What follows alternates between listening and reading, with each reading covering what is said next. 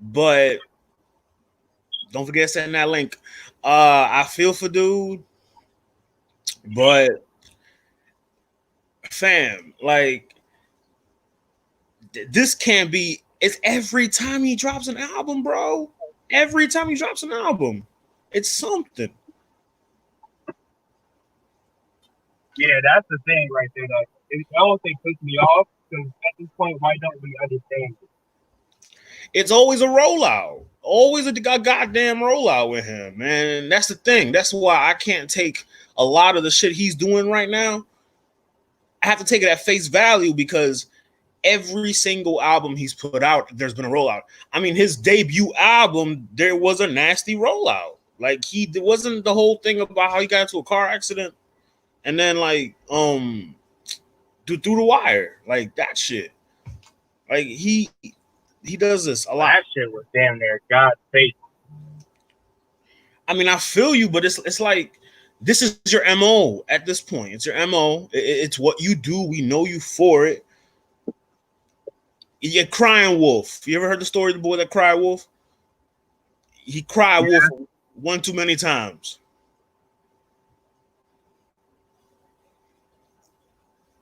Yeah, I'm gonna make sure. Am I choppy or anything like that right now? You sound good. You sound good. It's frozen on your side. I just want to make sure. Can you hear me? I can hear you perfectly fine. I can hear you too. Are you good? All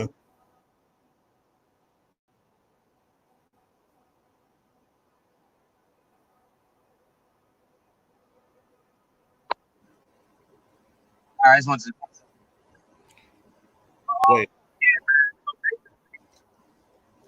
I'm not sure.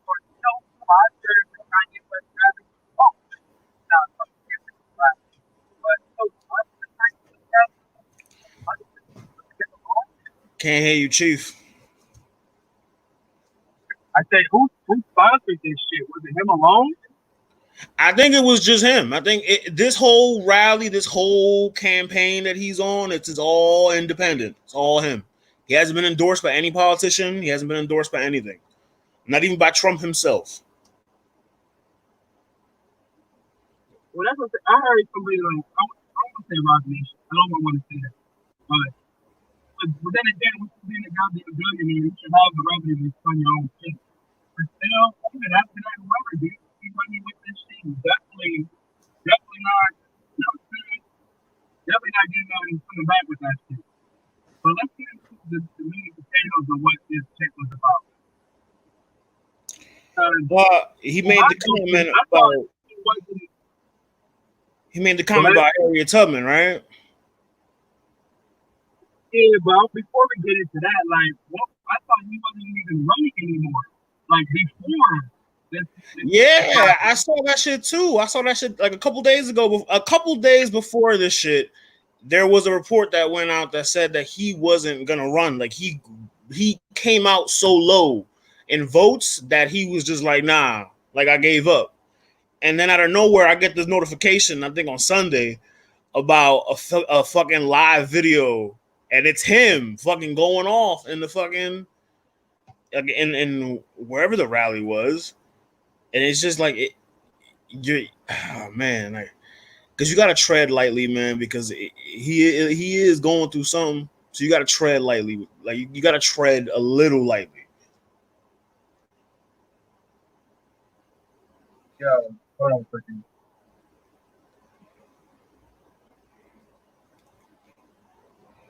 But the thing is, you kind of it's hard. It's hard to believe. It's hard to take what he's doing right now as a cry for help, because every time it's a rollout, bro. Like it's always a rollout. Yeah.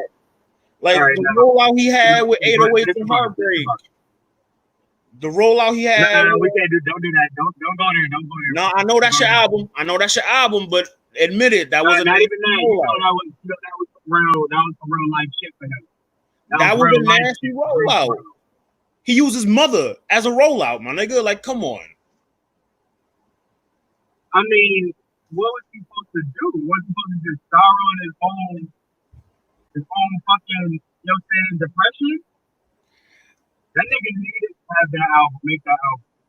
I won't say needed, but I would say at least for his therapy, I would say that he probably needed to make that album.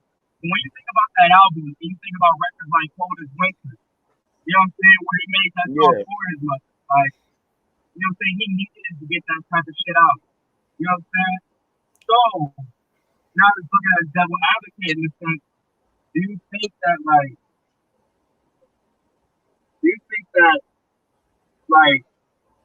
when he goes on these Twitter rants, like after the slavery comments, I'm not about to get into that. I'm not about to waste my time. We know that was wrong. He know that was wrong. His OGs definitely stepped in and told him that was wrong.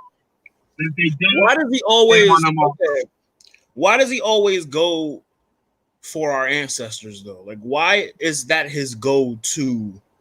You gotta think about his type of people he surrounds himself with. You know what I'm saying? Fathers, Black Panthers. Not saying Dave specifically, but he's around guys like Dave Chappelle, Q-Tip. I'm just talking about the guys I know he be around. I don't think Dave Chappelle though. And, I don't think he'd support those statements. No, I'm just saying for the type of conversations that he has, and probably the type of things he studies on his own. That just like how we was having, in the conversation with Dustin and about the Nick Cannon shit. You know what I'm saying? Sometimes it goes into, I don't think it was something for that. Sometimes it goes about the type of things you study and how you interpret it. My signal was fucked up that night. I was trying to join. Yeah, he really had fucked up ways of interpreting what the hell he was, watching or whatever. You know what I'm saying? Because to think that, like, I don't know, like, this is a thing. If I can ask him, like, is he talking, like, honestly, trust me, all jokes, like, anything aside, I do not agree with this nigga at all. But I just wanted to ask him. I don't think anybody does. Like, when the slaves went to Canada, is that them going to work for other white people? Like, what the fuck is he talking about? What are you talking about, going to the north? It's tone deaf shit, man. He constantly is doing tone deaf shit. Like, it. That's what I'm saying. You saying all this shit and doesn't even back it with nothing. And it's like, you make yourself sound crazier. It's a rollout, my nigga. He's got eyes on him now. Now, when that Donda comes out Friday, apparently, he's gonna get those streams. People are gonna be interested to see what he's gonna be talking about. You know what I'm saying? Like, that was anyway. But that was a whole rollout with Ye. When Ye was coming out, he was doing this same bullshit. And people tuned in for Ye, and they tuned in for that Wyoming bullshit to see where it was going. It's like a car accident. You can't look away. Like, it's fucked up, but you can't look away. That's all it is. So where was this rally? Where did this rally take place? Shit. That would be important now, would it? Like, just setting, right? I just want to see, like, where was he? That definitely matters. Let me double check my sources. South Carolina. And I'm not gonna Carolina. I figured it was Carolina. Oh, it was Charleston, somewhere right? southern. Somewhere southern. Wasn't it Charleston? I think it was Charleston. I believe it was. If I'm wrong, somebody let me know. But I just think with Brad's, like, obviously, like I said, some of that stuff, when you remember that he has the album coming out, it's hard to say it's not a rollout. But when you think about that on the flip, on the flip side, we talk about those tweets, some of the tweets that he was saying. Oh yeah, yesterday, like him trying to put him in a hospital, and like that's where it's like, yo. He even went at Drake a little. He still found a way to mention Drake. That's what I'm saying. This is where I'll be like, this is like, yo, we really got to pull, like, his people got to pull him aside and be like, yo, fam, sometimes you got to, like, somebody else, you can call these people, like, But he have also to do has this. And the distanced fact that you himself. are is like, He's distanced himself from that crowd he used to be with. Like that really dope, Consequence, GLC. Like he doesn't fuck with them niggas anymore. Rhyme Fest, Common. He doesn't fuck with them niggas anymore. And they sure don't fuck with him because of the shit he's on. I thought him and GLC was pretty cool stuff. As far as I know, like he doesn't have that consciousness around him anymore. He's surrounded by yes men and people that are not in it for his well-being and for his own good, and they're not steering him in the right direction. However, I say that you got to put blame on him. He's a grown man. The Kardashians aren't his handler. Yeah. They're not. Yeah, but I can't say that not saying them directly, but the space that he is in, I think that is weighing a toll on him. You think so? From, you know what I'm saying, the countless hours, right from the hours in Adidas, you know what I'm saying, home life, kids, you know what I'm saying, the weird Hollywood life, living with these motherfuckers. Like, they got a lot. They got a lot of weighing on them right now. You know what I'm saying? Like, it's a lot of shit weighing on bro right now. I think that on top of being a creator is, you know what I'm saying, some of the crazy shit. You a millionaire. You a billionaire. That money doesn't change shit. We all makes know it that easier. Money does not change shit. It sure makes it easier. What did Dave Chappelle start? What did Dave Chappelle start his the Netflix special joint with? Bro, 90% of the average human being's stress comes from money, somehow, some way. Or the fact that the money is not filling the void that they're actually looking for. There's a couple ways to look at that. I'm just saying, like, money, you're a billionaire. Like, I know it's very insensitive of me. You know, we ain't PC here at the Get Your Bars Off podcast. We not PC. You a millionaire, my nigga. Like, you got money. Go cry in the wall. Like, honestly. Go cry in the money. What does money really mean when we see so many people have, like, for a perfect example, Tamar Braxton. You know what I'm saying? She just went a whole suicide note. You know what I'm saying? Written. You know what I'm saying? We see her skinning and grinning on TV. Yeah, so I'm saying it's like money and fame, all that stuff. It really, we've been shown that shit really is not a factor at the end of the day. You know what I'm saying? And when I'm seeing with Ye, it's like, I think, like, when I seen earlier today, seen a video with him, it was him, Tony Williams, Dave Chappelle, and like 3 other dudes. Can't remember off top. But they just went there to go check up on bro. You know what I'm saying? Went there to go check up on him. See, like, where he was at mentally. Like, you know what I'm saying? And sometimes you need that. You know what I'm saying? Sometimes you need that separation from your immediate family sometimes. And you got to go somewhere outside of that, like your homies. Detachment. And kind of get that concept. You got to detach. Yeah. You know what I'm saying? We're not talking about going to no Wyoming or nothing like that. No, bro. Come back down to earth with some of your surround yourself with love. You know what I'm saying? Just have that off. You know what I'm saying? But do you think? Because nobody gonna tell you. I don't think guys like Dave Chappelle gonna tell Ye anything wrong. Bro, T.I. has been trying to talk to him for like since the MAGA shit first started, and he's still pumping this MAGA shit. But people have been talking to him. He's really not talking MAGA shit, like, because he's actually separating himself from that shit. I mean, it's pretty damn close. Huh? It's pretty damn close. Bro, even Trump won't say no shit about fucking Hillary. I mean, he won't say Hillary Clinton. Fucking Harriet Tubman like that, bro. He won't even be that dumb to say nothing like that. Not in public. But I'm just saying, though, like, say that shit in private. This is we're talking about Ye. You know what I'm saying? So my thing to say is, like, I think and it's going to lead me to say something else too. But I just think that, like I said, we need to be checking up on our you know what I'm saying, our homies, and making sure, like I said, the mental is straight. Cause fuck an album at the end of the day. Like, Yeah, we don't nigga, want it's to get good. music. You know what I'm saying?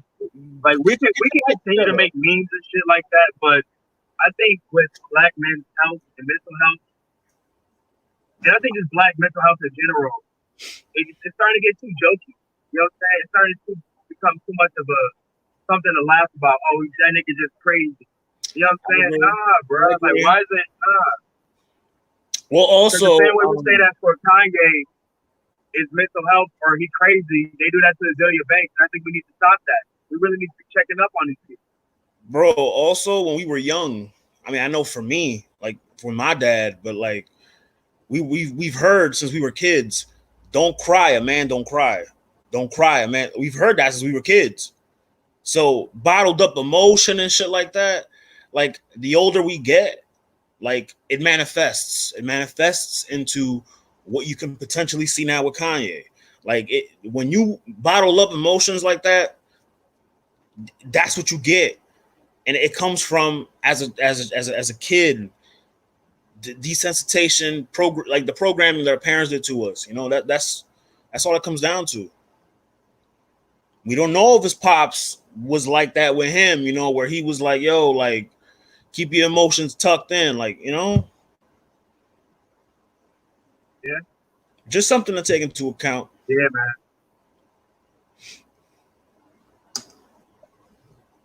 Yo, am I breaking up on my side? Just want to make sure. Just want to make sure because you just Oh blew a nah, copy on your side. you sound crispy, man. This is a fluid conversation. This is a good convo.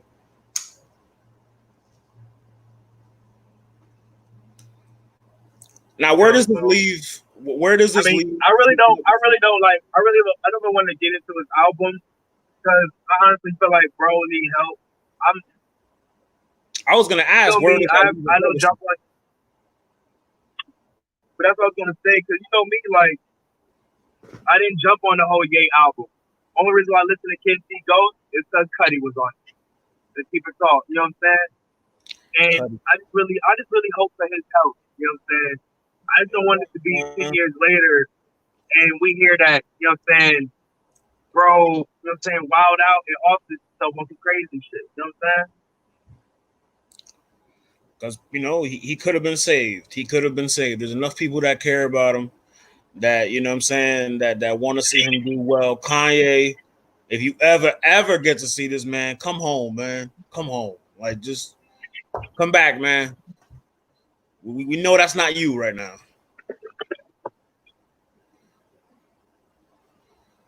That's a fact. Like it like as for me, man, his legacy is it's a little shaky. It's a little shaky, man. He's doing a lot of fuck shit in the tail end of his legacy that is kind of putting a damper on the beginning of his legacy. For me, I can agree with that. It's so many like positives and negatives. Like you get one breath to get the billionaire, next breath to get this. So it's like at a point you're just like you just want to detach yourself from the fandom and just as look at them like I said, look at him as a human being and y'all just want to be like, yo, y'all please make sure that dude is good. I'm gonna keep saying that because like I don't want that to get lost with what I'm saying because I feel that's my main takeaway from this make because sure he's good, but educate him. a lot of these Educate, people he calling, huh? educate him a little because bro, the shit he's saying, the shit he's spewing, bro. Like you can check on somebody and teach them at the same time. Knowledge is power, bro. Exactly. That's and that's the big thing. Like I said, educate thoroughly. You know what I'm saying? Because that comment was out of whack, like out of this fucking world. That You yeah, don't bring up Harriet Tubman, bro. You don't bring up Harriet Tubman at all. that's very. It was surprising, man. You saw the video on Twitter of the young lady that was there, and she was like, "I came here for laughs," and then you can hear her in the background like, "Oh, we out. I'm out." My whole thing was, what are you doing there to begin with? But that's a different conversation. That's just Kanye in their city. What you mean? You know they're gonna pull up. But Kanye don't move the needle like that. If we're being honest, to me at least, he don't move the needle. Looking at some current posts. They said, "Thank you, Dave, for hopping on the jet to come see me. Doing well, Dave. You are a godsend and a true friend." He had another dude pull up on him. I think it's 88 Keys. I think. Yeah, 88 Keys is his homie. I don't know. It says 88 something. He's posting shit in different. I don't know. But I guess it's because people came to check up on him and shit. It's sad all around, man, because he's got kids, bro. Like, Vashay, what up, bro? He's got kids, bro. Like, you know what I mean? And like, I feel bad. I feel bad for the kids at the end of the day, man. Like, look who their mother is, and look, you know, what's happening to dad. Like, to live in that, it breaks my heart, man. I feel for them. I feel for them. That's what I'm saying. Like, that's what I'm saying. Like, when they were talking about, he's talking about like Ken trying to get him a doctor, and it's like, what? I don't want to know what's going on in the household, but I want the household to get straight to the kids. You know what I'm saying? At the end of the day, and like I said, I don't want to be speaking on people's families, but like you said, with one end of the spectrum with Ye and I can't even say too much about Kim. Kim been chilling. I can't. What can we really say about Kim? But Kim been chilling. Kim really been chilling, being a mom. Stigma, my nigga.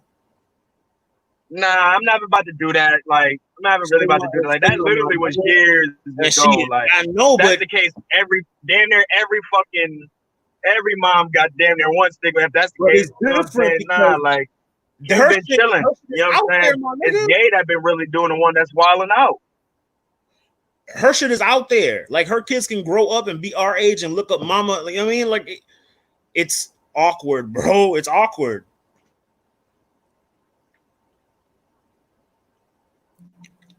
Like, my thing is like, and the thing is, yes, the industry does make our people crazy, and that's what I was saying earlier. It's him having his hands in so many things and wanting to do it at the highest level can make a motherfucker go crazy. You know what I'm saying? Had to leave the fashion world, music. They also label you crazy. They also label you crazy when you don't. You know what I'm saying, when you don't comply, a la Dave Chappelle. He didn't want to comply. He took his own exile, and they labeled him crazy. They said, "Oh, he went to Africa because he had to clear his mind." He said, "Yo, I was perfectly fine. I was good." Danny, what up? That's the thing. That's what I'm saying. Like, that's what I'm saying. I don't want to keep saying that he's crazy. You know what I'm saying? Because we should be actually, like I said, this is our guy. This is still one of our people at the end of the day.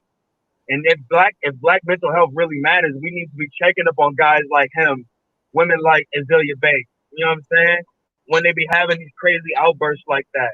You know what I'm saying? One of their homies needs to be taking their phone and be like, yo, you know what I'm saying? Nah, fam, this is not what we're doing. This is not what we're doing. You know what I'm saying? And that's what I'm saying, Danny. Like, he really sunk himself into his work from being in archaeology. Well, not like with architect and, you know what I'm saying, little shit probably doing little. You see him linking with fucking I'm about to call the nigga Oliver Stone. What the fuck is the nigga name? Tony Stark.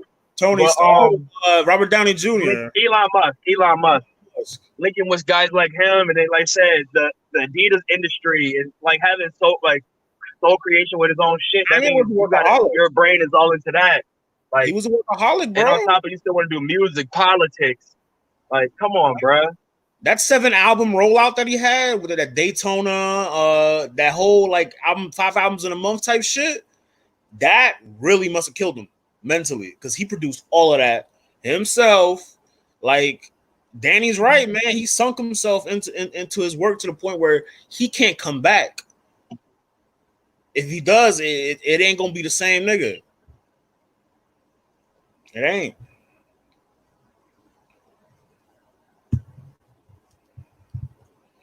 See, that I like that. You know what I'm saying?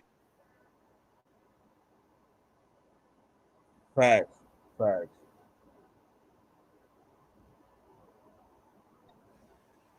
Talking that shit. We was talking that shit. But That was yeah, my, like the word community, like what Shay's saying, like the word community, like I think America got so fucked up with the term communist and socialist that they forgot the basis of it was communalism. You know what I'm saying? And having that sense of communalism, especially in the black community, is very needed right now. Very needed. And that's why I really like that video of, you know what I'm saying, Dave Chappelle and the homies coming out to check up on Ye. You know what I'm saying? I always like to say, when one of us is having a hard time, don't belittle me, educate me. You know what I'm saying? Like, if I'm not following, show me. Like, you know what I'm saying? Like, that's all he has to say. Show me, educate me, let me know where I fucked up. But remember, Kanye's also very prideful, and he's also his ego is something else that we have to take into account here. He's not going to admit vulnerability. His ego won't let him admit that. Like, seeing him crying the other day was probably the first time we've seen him crying in Lord knows how long. Come on, you know what I'm saying? And it's like Danny was saying, he felt like he never healed from his mother passing, and that's very true. We were just talking about 808s and Heartbreak. Like, that was just an album. You know what I'm saying? Like, that's what I'm saying. It's a lot of things. Money is not going to be able to heal everything. Like, you know what I'm saying? Bro, like being real shit. I mean, being real for a minute. Like, I lost my mother at 15. Like, you heal, but you don't heal. Like, it's like losing a limb. Like, and I feel for Kanye in that sense. Like, it's like losing an arm, a leg. You know what I'm saying? You're not the same person coming out of that. Exactly. I feel you totally. Last time my mom's went through the same shit. So it's like, I can understand that totally. So like I said, we gotta look at that overall and like put our arms to that man. You know what I'm saying? Yeah. I think he even dedicated like the first 2 albums to her and shit like that. Like, he was about his mother. Like, I think a lot of our elders, where some would probably shun them, but some would probably, you know what I'm saying, will cook them, but educate them and still bring them home. You know what I'm saying? no, yeah, he's gonna get these jokes, definitely. But they love him to the point where they'll teach him. They'll help him heal. All you need, all you need is to be surrounded by love, man. Surround yourself with love, people that are in it for you, not in it for what's in your pocket. And that's his problem. But man, that was a mighty big swig. That was a mighty big swig, sir. Yo,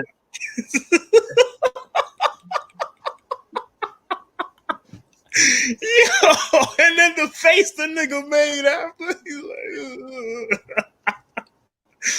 like, But yeah, man, that's enough for Ye.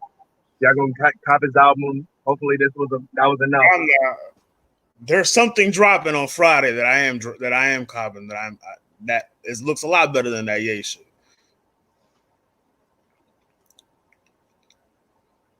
What I'm gonna say, I'm about to send you the link now, bro. Oh shit! Showtime for Shay. Oh shit!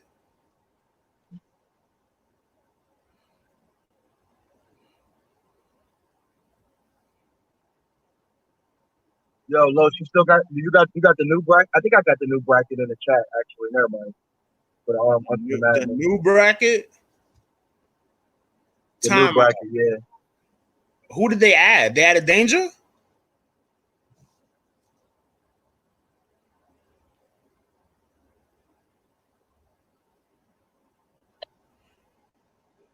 They added Yeah. Danger? No, they added Young Cannon.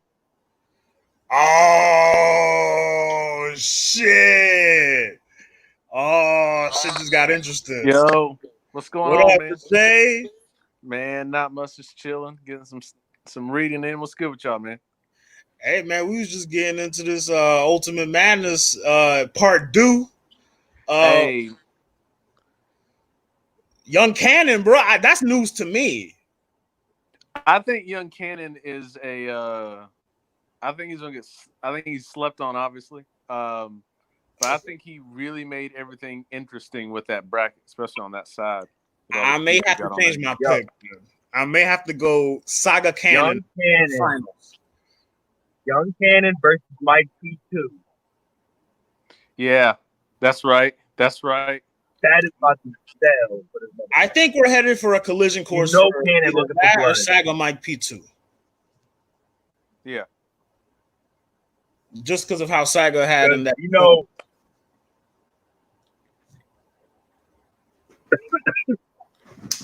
Man, young Cannon? They should have added Jack on there too, man. Jack need to look. It's a couple names I'm surprised they make it. Like Mac Mel. I'm surprised. Who else? Jerry West. What's my man Mac name? Myron. Newton. Is Mac Myron on there? Man, Mac Myron should be on there. Mac Myron. Yeah. Ooh, that would have been very scary. He's another sleeper. That would have been very scary. I rewatched his battle with against Danny Myers, man. He had some shit for Danny Myers, man. You see what he did to Real Deal? Ooh. Oh my god! And what he do to old boy King of the Dot? That was Caustic. Oh, he did Caustic greasy. Hey, he really be channeling the ancestors. He be getting some of the white rappers out of here. Like I watched Out his the paint. battle against Jeffrey. Out the paint, man. Like, he definitely do the Lord's work. He definitely does. Out Barry White. I'm talking real. I was like, yo, that's filthy. Damn. Young Cannon Mike P2 might be crazy. Especially this Mike P. You know, Mike P trying to save his world. He definitely, I know he's his whole stuff.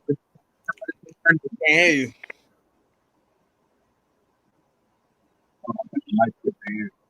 No, I said that's them adding Big Cannon to this joint. Obviously, Big Cannon, wherever he is. Big Cannon retired actually. He came out with a song called "Dear Battle Rap," and in the song he's airing out a lot of bullshit, and he's saying at the end he's just like, "I'm done, I'm retired." Big Cannon had I thought he had a decent run. You know, I mean, his Big T battle was obviously like probably one of my favorite body bags he has. Him and MC. Man, that battle was crazy. Actually, one of my favorite battles of his was him and Mr. Mills. Like him and Mr. Mills put on. Oh, when Mr. Mills told him, Mr. Mills' third round, that battle was a talking to like you've never seen. What do you tell him? Oh, what do you lack? One word, 8 letters. What is it? Believability. Oh, what wasn't that the battle he did the the double J, the double J strut? Jeff Jarrett. Was that yeah. Yo, shout out RBE, man. RBE stay having classics, man. Oh, hey, I just watched RBE and Bullpen. I just watched Clone. That battle that just dropped. Clone and Bonus. I just scrolled past it. Man. I was that Clone and Bonus battle, bro. I did get a chance to catch it. It's dope. Like it's really, really good. Like I've definitely been rocking with Clone since like I think one of the first battles I've watched him was Brick the Barbarian. I was like, man, you gotta do him like that. That's what's wrong. But yeah, Clone versus Bonus is actually one of my favorite battles of this year because they both really going at each other. And it doesn't, like it's like 42 minutes, but it's not one of those battles that's like, all right, I'm waiting for this dude to get done. Like they going at each other, and it was dope. I like there's some decent clone flips. The bonus flips were fire. Like I like it. It's dope. It's on. Did you ever watch Dude versus Bonus? It came out last year. Yeah. That introduced me to. That was one of my favorite battles of last year. Like Bonus, man, that dude, him taking that trip down to Atlanta and rocking with Bullpen has been amazing for his career, yo. He's not getting as consistent. Well, he ain't getting the looks he should be in the sense of people talking about the battles, reviewing it, whatever. But he's putting in work. He's definitely putting in work. And he's not really sitting there under that light of the what was the group called, Loud Boys. He still reps it, but it's not stigma anymore. You know what I'm saying? So I think with that being off him, and he really people just focusing on the rap, helped him very much. Because he was getting lost in the sauce up here in New York. And that's the thing, like Clone hit on that a little bit too. He was, he had some Loud Boy flips, but I do appreciate the fact that Bonus could stand on his own. Like I don't know everybody who's part of Loud Boys, but I think Dre Dennis, the only other person in the back, like very, very back. But it was almost like Young Cannon be with Cave, but he like you don't see a whole lot of Cave members there, but you're like, all right, cool, he's one of them. We know he's one of them. Yo, they'll never claim him. They'll never claim Young Cannon. Which is crazy to me. I'm like, yo, I forgot he was part of them niggas. So you just said that. And they to don't me, ever I'm like, claim if him. Young Cannon No. really is I really forgot. If Young Cannon is a part of Cave, that's the person I'd have Chess right next to. Like, you need to just listen to how Young Cannon is consistent. Like, do something. Because I tried to watch that Chess versus B Magic, but yeah. Speaking of which, they had a competition who choked the worst. Pause. But the thing is, though, from what the video, I ain't see the whole battle, but the videos I've seen, like B Magic was in that 2013 bag. He was giving Chess that work, but he choked too. Like he did. Terrible. Yeah, so it's like damn, like it's like a wash. It's like a draw. It's like you kiss your, you know what I mean? It's like a draw. Yeah. Nobody wins. Well, glad he was man enough to take himself out of the tournament. And it's crazy because I just watched him in the rooftop battle. And I was like, all right, cool. B Magic's back. He's trying to do something. But I don't know, man. I think he's just not, he's not fully into it. And so he would have cleaned up, man. If this was like Gnome 3 B Magic, he would have cleaned up. Yeah. Damn, man. Yeah, but like I said, man, I guess he's another dude who interviewed in the past. He's a dude who got his hands on, a couple of things outside of battle rap that he takes just as important. You know what I'm saying? He's great with camera work and shit like that. So I think that, along with whatever else is going on in his life, battle rap is not as important. And I think he actually is, like I said, man enough to say that, like other battle rappers, like how Chess, you say, oh, he just wasn't prepared for this shit, or he just wasn't motivated. Like, come on, son. Yeah, Chess said he wrote his rounds that day. Like, I expect way more from. Keep that. He said he wrote him that same day. That's fucking crazy. And everyone's getting on Tay-Rock because they're like, wait a minute, why didn't you pull a K-Shine and be like, hey, man, that's unacceptable. You the big bro. Yeah. You know damn well we got to move different out here because everybody's wanting to quote-unquote be a hater. It's like you got to especially check him on IG. It's like, yo, you need, hey, look, man. Because even Tara's like, yeah, man, oh, man, that's what's up. If you had that much, I was like, no. Why didn't you prepare Especially him how before? loved Tay-Rock is now since the daylight battle. Yeah, he actually holds some kind of, I don't know, stature in a sense. Because you gotta admit, before the daylight battle, Tay-Rock was done in these streets. He was done. Too much shit was happening to him. You know what I'm saying? He had a couple L's. After this daylight battle, man, he's back in everyone's good graces. use that, and then That's now, what bars do. like that That's shit, what bars do. you Well, recruited them. let's not forget, man. You know, I feel like with the battle rap groups, there's something about quote unquote being the leader of the group, but it's like, are you being an actual leader? Like, yeah, I'm the leader of a battle rap group, but you got to lead. And if it's a brotherhood, you know, you got to say, hey, look, man, I got to pull your coat. I got to let you know this is not a good look, especially now again with caffeine. With however much money they're making in, like you're getting the marketing, you're getting the views, you're getting the notoriety that y'all been talking about. So You now know that you're what doing group it, falls into that? You know what group falls into what you just said? That they all like a brotherhood. Oddly enough, the fucking horsemen. yeah, They all come to battle. They all come prepared, and they all show out. yeah. All of them, whether you like them or not. You know what I'm saying? Like they all cook food. They all do.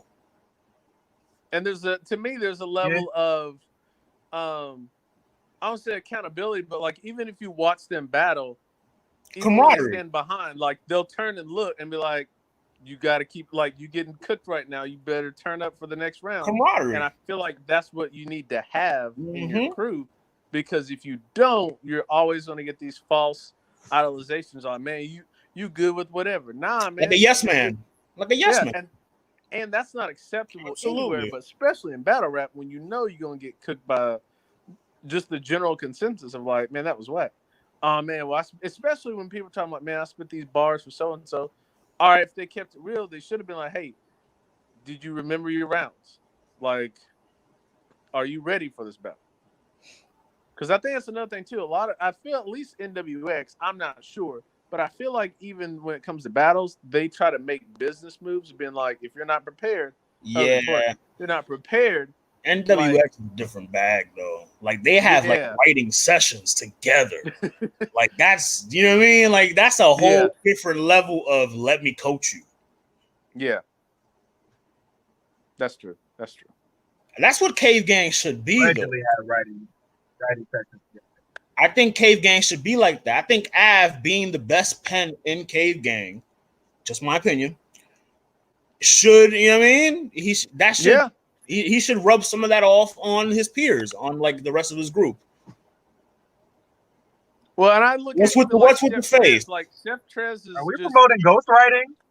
Is relentless in regards to Chef Trez is relentless. Just nah. I mean, with the social. Nah. That's not ghostwriting. What I'm saying is inspired, like work ethic wise, is what I know. That's what I meant. Work ethic wise. But like, I would be one of those things too. Like looking at Av and be like, look, Av is going to be the one that's like, look, your punches need to be on point. Like I need you to like, spar with me, and if you're going to try and do anything crazier, you need to like a sparring session with Chef Trez. He's going to rebuttal, so you need to make sure you have some material that either A, you can rebuttal after that, or B, just go. It's going to be so heavy you have no idea what to do. I feel like Cave Gang, when it comes to energy with Tay-Rock. But see, Av even in that he's in that realm. Av is even in that bag where he kind of like, even when they fuck up terribly, he'll still make it seem like, oh, it's, you know what I'm saying? Like it's not nothing to even like worry about type shit. You know he's one of that bag too. He's a yes man. Oh, nah, damn. As a man, they all are like that, but most people kind of champion them or champion dudes for doing that. Like, oh, through thick and thin, you know what I'm saying? I'll ride for my guy. Like, that's that dot mob mentality. Straight trash. That's that dot mob mentality. Now, I will say I have heard Av say, "Look, I'll check them off camera. Like, you know, we have like he said stuff, even the stuff about Tay-Rock. He goes, we talked after. He goes, you know, I ain't gonna tell everybody the business. He goes, because we grown." And I do appreciate that, but I also look at it, if you're going to go on IG Live and talk shit and be like, yeah, I didn't even prepare for that battle. If you're on IG Live and you admit that you were wrong, I may have to check you on live. So then it's like, hey, I'm your big bro. Since we live talking about this, I'm going to keep it real regardless. And that's why I appreciate K-Shine on their little dojo thing. He kept real. Like, man, you fucking with my money because I gotta block people because you are messing up, and you know not only that, you know better. Like you know what you're doing. So it's still I very gotta hard check to it see because him I'm twerk NWX. Like he just doesn't need them. It's like a mismatch. It's like KD with the Warriors. Like it's a mismatch. It's It don't look Sting right. in NWO Wolfpack. I said it. Goldberg and the New I said Blood. Goldberg and the New Blood for me. Yeah. Goldberg and the New Blood. Goldberg Yeah. and the New Blood. Yeah. What my man Joe said, fuck out of here with that crack of wrestling. Fuck out of here, crackers. Yo, shout out Joe. Joe, wherever you at, man. I hope you tuned in, man. Oh. That was hilarious. We watch nigga wrestling around here. I don't AEW, that's cracker wrestling. But they got that flippy shit. I like that flippy shit. Yo, yeah. But nah. But like I said, with Shine, like I said, you do need that OG checking you. And like I said, hopefully, I mean, but K Shine has always been a dude who kept it real. Not when he was a Dot he was a yes man too. Yes. He was a yes man in Dot Mob. Like he a vet now. he has matured. Like He ain't in Dot Mob no more. His maturity, like when he joined the WX or whatever, like that has to be saluted. Like that's not the same hothead case. Well, I think he also got with DNA too and understood, like, look, man, I can create my own image regardless of what people think about me. And we can make legit business moves and make money. You know what I mean? Like literally creating your brand. And real quick, this ties even to like the Kanye thing. This was talking about like community stuff. We are built as a community-based people. Like you can go throughout history and look at it. And I've noticed a lot of things, especially with our athletes, everyone, they have this I call it the Highlander mentality. It's like there can only be one nigga. Like there can only be one nigga in battle rap. There can only be one GOAT in basketball. And it's like we're not built like that. We are literally built to be an armada and squat up and do things in that perspective. Yes, there might be like maybe one leader, but we move as a collective. We're a collective group of people. That's why when you go to the cookout, if everybo's over there, it's popping. If one dude, one family member's over, it's like, you know what I'm saying? Like that's what it is. So if you look at it, it's like, all right, cool. If we're going to move as a unit, we all got to be individually on our own. We got to be on our square, but we also have to make sure the whole unit is moving. And that book I mentioned, it was talking about like, if let's just say you wilding, you got something going on in your life, the whole community is gonna link up with you and like, hey, you straight? You good? Like, what's going on? Because whatever's affecting you affects the whole community, the whole village. And if it affects the whole village, then everybody gonna get towed up. So you got to figure out what's going on, and you got to be willing to be humble and seek help from the elders and go, hey, this is what I got going on. Just saying that. Yeah. And you know what I mean? And we also got to understand, man, like we've got elders in different categories. You can't just go, oh, I talked to this one elder, I'm good. You got to talk to everybody because everybody's every end of the spectrum. Yes. And you got to be willing to understand, like, I had this old dude who I used to work with, and he always told me, he goes, life is too short to try to make all the mistakes in the world. So learn from everybody's mistakes. And he told me all his mistakes. So I already gained a library of knowledge from mistakes. And I'm like, I ain't got to do it. You know what I'm saying? Like, I know if I'm in one of those situations, it might be different for me now in this time period, but also know, okay, it still kind of applies. And that's the biggest thing that I've always tried to do is just be like, okay, I haven't made that mistake personally, but I've known the lessons that other people have done. So that's what I'm going to try and go off that. But man, a lot of people, I mean, they don't give a damn. They don't give a shit. It's like it's me and it's all about me. I'm like, all right, but we call those narcissists. Yes. And then here's the thing. If you're willing to stand on it, then you got to be willing to die by yourself too. That's the thing. Everybody wants to be the king, but they don't want to die the king. They want to die with the army around them. Talk that Game of Thrones shit. I'm just saying, man. Like, if you really look at it, it's like in order to be that one person, you got to be by yourself at all times. You can't have anybody with you because then you're gonna either A, feel like, oh man, they're not really showing me love, or B, they're gonna be like, oh man, I'm not getting the credit I deserve. If you make it all about you, cool, but you're gonna end up like Jet Li at the end of the one. You fighting everybody by yourself. Oh, goddamn. Nice reference. God damn it. Some Jet Li appreciation. Man, that scene to me just it speaks on a lot of things going on in the world. But I'm like, if you're willing to stand on it, cool. But end of the day, you can be by yourself and don't ask help for me.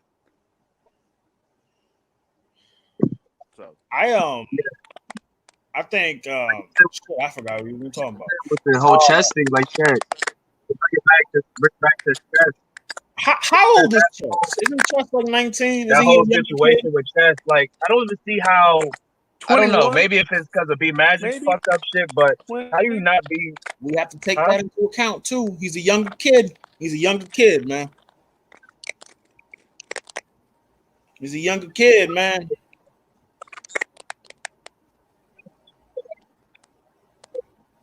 Can't hear you, Chief. So you gonna tell me a young nigga who been in the streets 5 years compared to a older nigga who been in there 1 year? You gonna tell me that the kid who been in there 5 years don't got more experience? I mean, we seen it with Danny. Wait, no, never mind. Because I was gonna say Danny Myers is older than him. Danny Myers is the game one. Like Danny Myers is so trash, bro. Danny Myers is so trash, dude. Like a lot of the West Coast battlers, man, EK, Danny Myers, they all kind of sound the same. Stewie Newton, they all kind of sound the same. Their flow is Danny Myers and Stewie Newton don't flows. I feel like Danny has the overall better energy. But to go back even with the chess thing, I look at it too. One of those, it's like having one of those guys on your team, right? And they're on the team, and they're kind of like they used to be a starter, so now they're like a bench warmer. Not even just a bench warmer, but like they're a skill player. So it's like, all right, cool. I'm gonna bring him in second half, come off the bench, do some stuff like that.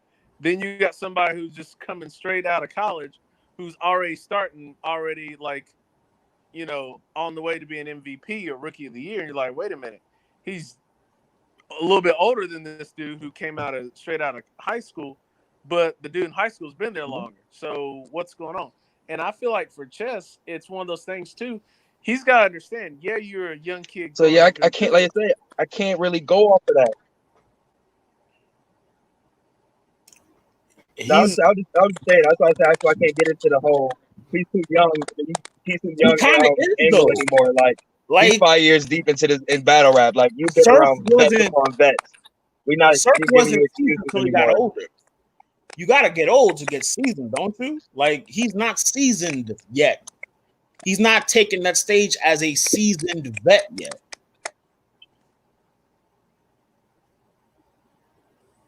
To me, at least, like the most comfortable Chess has ever looked was against Saga, and Saga was his peer from the same class, and that has been the most comfortable Chess has looked. You know what it is, and I'll try to make this reference. I don't know about you guys, but so I'm like the middle of 5 kids, but I hung around my older brother. My older brother's 13 years older than me, so I've always gravitated towards older people. But with that being said, I've learned how to adapt my interactions with older people based on the maturity level. So I know there's some times where like I'm clearly the young person, so I've got to just be quiet and pay attention. Other times they'll let me rock with them because I'm mature for my age. I feel like with chess, if he's there with some older battle rappers, he's getting smoked because he thinks, oh man, I can hang out with them, I'm cool and all that.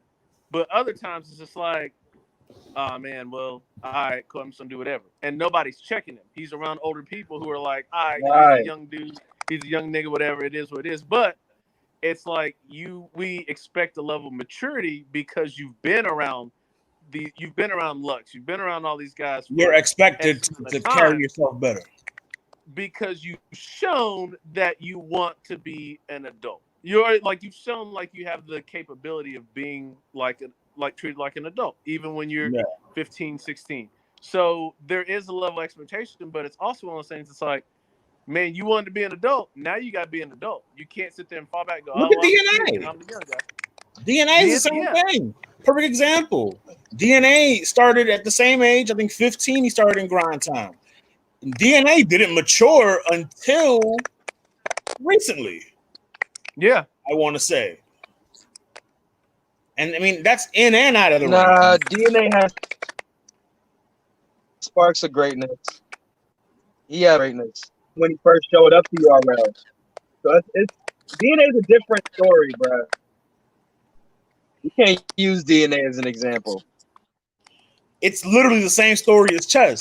He started off as a young kid. He got, you know what I'm saying, he got the big look at an early age. Like, it's the same. Yeah, hey, we got to remember DNA had the bomb against problem. Rome, right? On Brian, yeah. What I mean, Chess had UFF. Like, look, y'all ain't gonna take me serious. Fuck it, I'm gonna pull this problem. Chess had UFF. I mean, and he had a moment against DNA when he battled DNA. Like, that's another moment at a young age.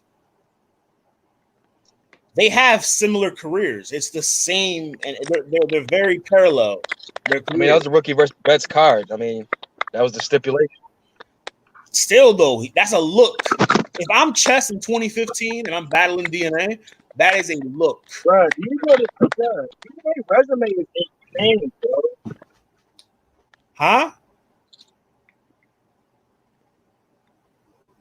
What'd you say? Can't hear you.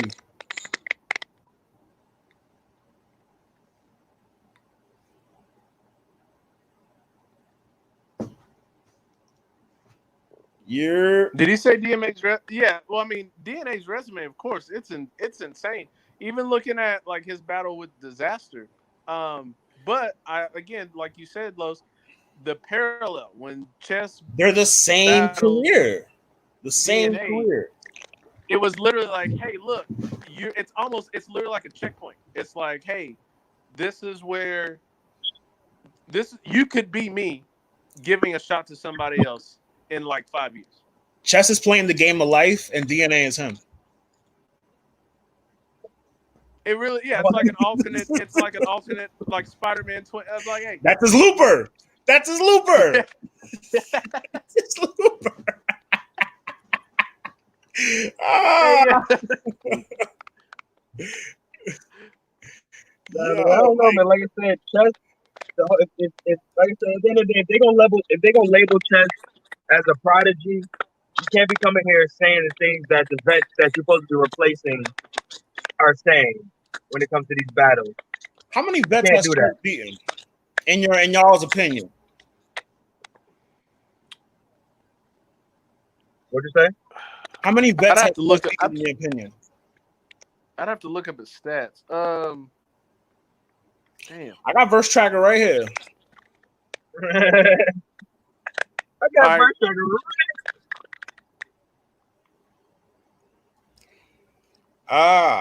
Okay. So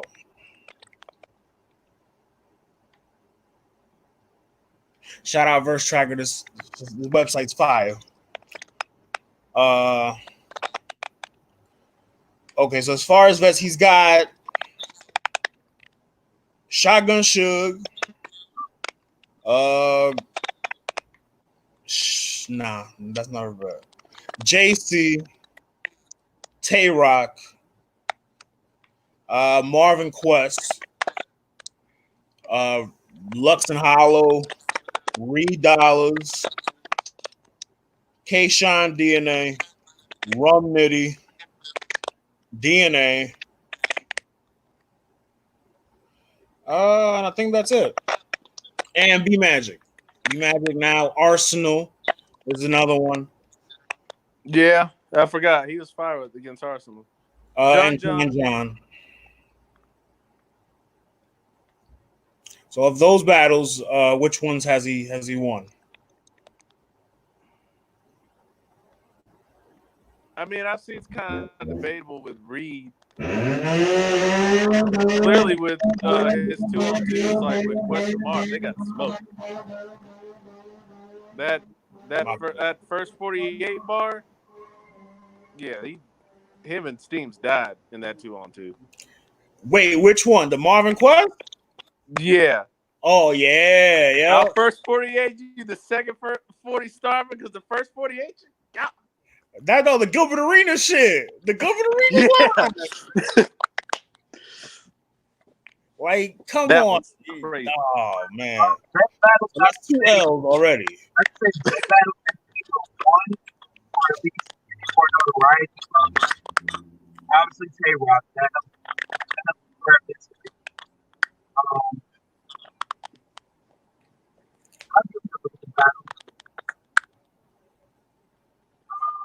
He battled Rock too, and he kind of stole the show versus Rock. Remember that? That was the first one.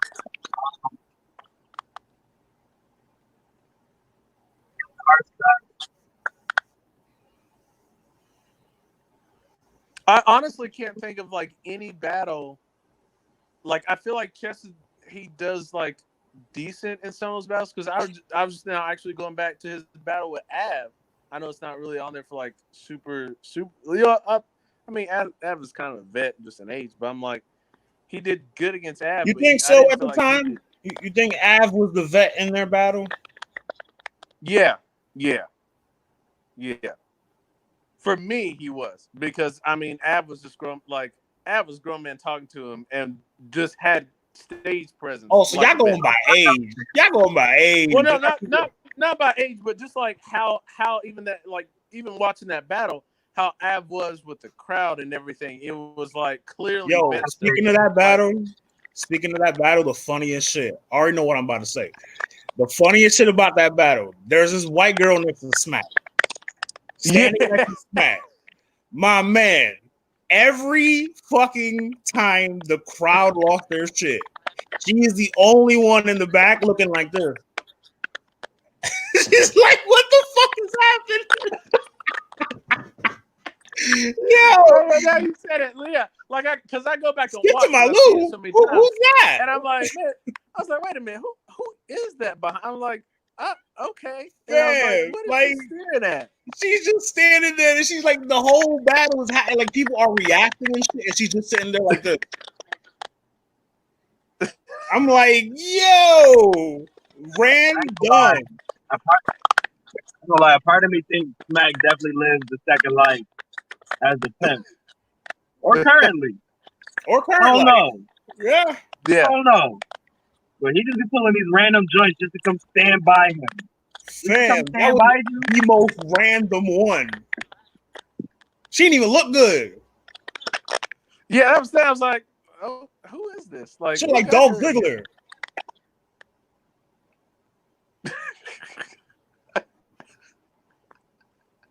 Actually, she looks like she looks like actually now that you did like because she had the super curly hair, right? Yeah. She looked like Chuck Palumbo.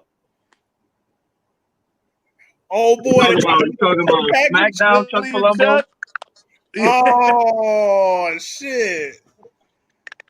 The FBI Chuck Palumbo. Hey, go look at a picture of Billy and Chuck and tell me that's not the same one.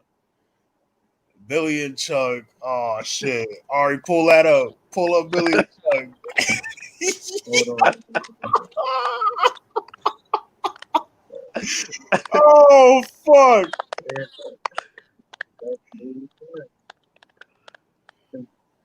This was a funny pivot. This is a funny pivot. This is a funny pivot. Yo, and she's just standing there like, and then this nigga Rock is losing his shit right next to her. She's the OP hype man, and she's just like, fam. Every time I watch that battle at work, I'll be hitting these niggas up in the group chat like, yo, guess what battle I'm watching? I'm about to put this on right now just to watch that part. Oh. Hey, but real quick, going back to the tournament, how do you feel about the tournament in general? Like, do you feel like the format was good? Because I'm telling you right now, the only problem I had with the Ultimate Madness with that first tournament was, and I'm being real, the Big Hand versus Brooklyn Hands. I did not see a fan vote for that. I don't care what. I love Jay Black. I noticed that too. I didn't see that either. Did they give a reason why they didn't do the fan vote? They had said something like it was on there, but I was like, no, it wasn't. Nah, yeah, I didn't see that either. They had said like, oh, we were going by what everyone was saying. Get that battle over like, with. Right, and every other one, they literally was like, URL put up whoever's name, then the second person's name, and you watch them go up. I don't know if they were just going by people typing in the chat, but either way, I'm like, that's not even the point, because y'all been doing this before and after. Yeah. Saying, hey, give a like for whoever y'all thought won. That was my only real problem with it. I thought the tournament was dope. Especially now with the second one, you got a bunch of people going in there. So now I'm not sure who's gonna win it all. Well, I changed my pick to Cannon. I got Cannon. Chicago. Hey, look, I got a Chicago. Hey, there you go. White Sox. Hey. Young Cannon. Well, I can give you guys the first round real quick. I got the joint real quick. Hold on. Oh shit, my bad. I could have pulled that up for you, man.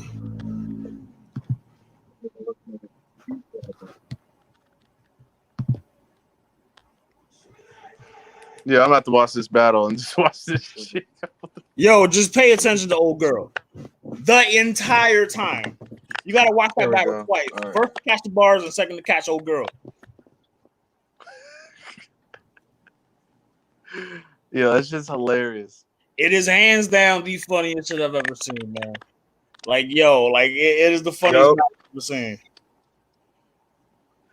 But here's the thing. I don't know what's that, like, even going back, I don't know what's funnier. Queen Flip's hat, like his Indiana Jones hat, or my man with the Davy Crockett hat. Do you see Queen Flip's sweater though? The sweater game, the drip on the sweater though, that's fire. No, the sweater was fire. In space, or was that in space? Is that what he's wearing, or that Turbo? Yeah, Power Rangers in space. Yeah, because that was a fire season. Yeah, that shit was dope. Like, you know what I'm saying? Like, salute the sweater. The hat can go, and then you got Max B next to him, Wavy Crockett. Like, it's just a cast of characters in that crowd. Like, you could pick out a million things from that crowd. Bro, that Chess and Av, that battle from people behind Smack. Oh, if you just sit there one day high watching that battle, bro, you will peep mad shit. Nunu got a condom in her pocket. Like, yo, and I figured that one out through the comments. Because I looked through the comments and a nigga get a timestamp, and I was like, yo. I clicked on the timestamp and I was like, yo, she just got a gun. I'm mad at her Babs wig though. That was what got me. The Babs wig. Man, I'm like, were you like, did you stunt double for Halle during the scene? Why is that wig so loose? It's just chilling there. And then she got the silhouette, not the silhouette, the fucking the condom mark on the, like, you see it. And one of the times she reacts to Av's lines, you see she goes like this, and then you see the leg, the mark of the fucking, and I'm like, hey, yo, that's, man, hold on, I need to add some stuff. That's funny. I got Young Cannon winning. Young Cannon Saga. Maybe Young Cannon. I don't see nobody beating Saga in that left side bracket. Honestly, I don't see nobody beating. Do you got the bracket? Can you pull up the bracket from the chat, bro? Yes, sir.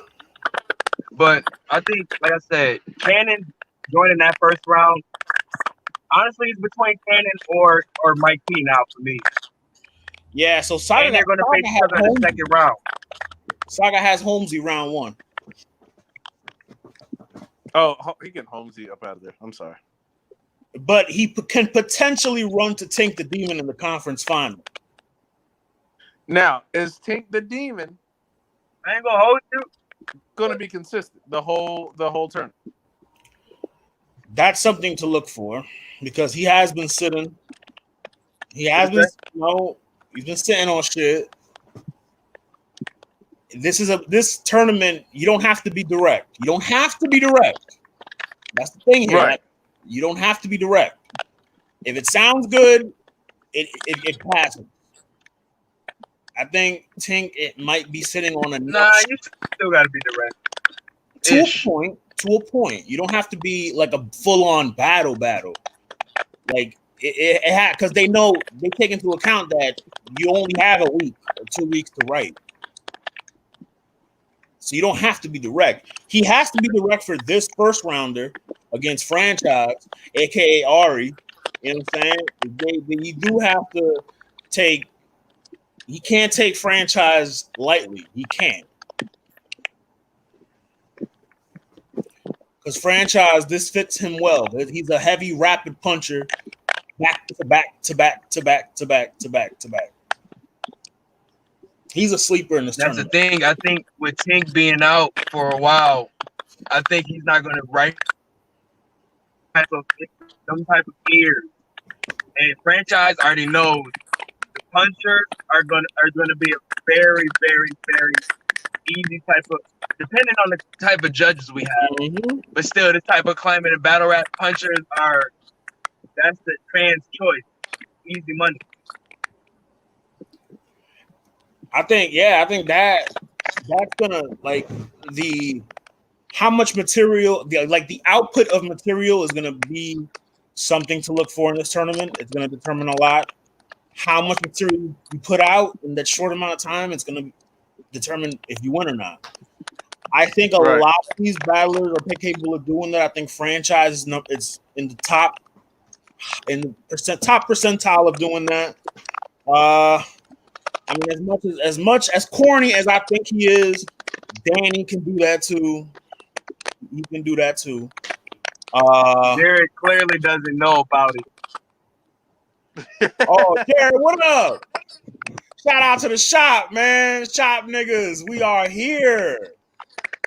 Oh shit. Steams is another one. Steams is a sleeper. Who Steams got in that first round? He got Wavy, and I got him beating Wavy. Yeah, I got him beating Wavy.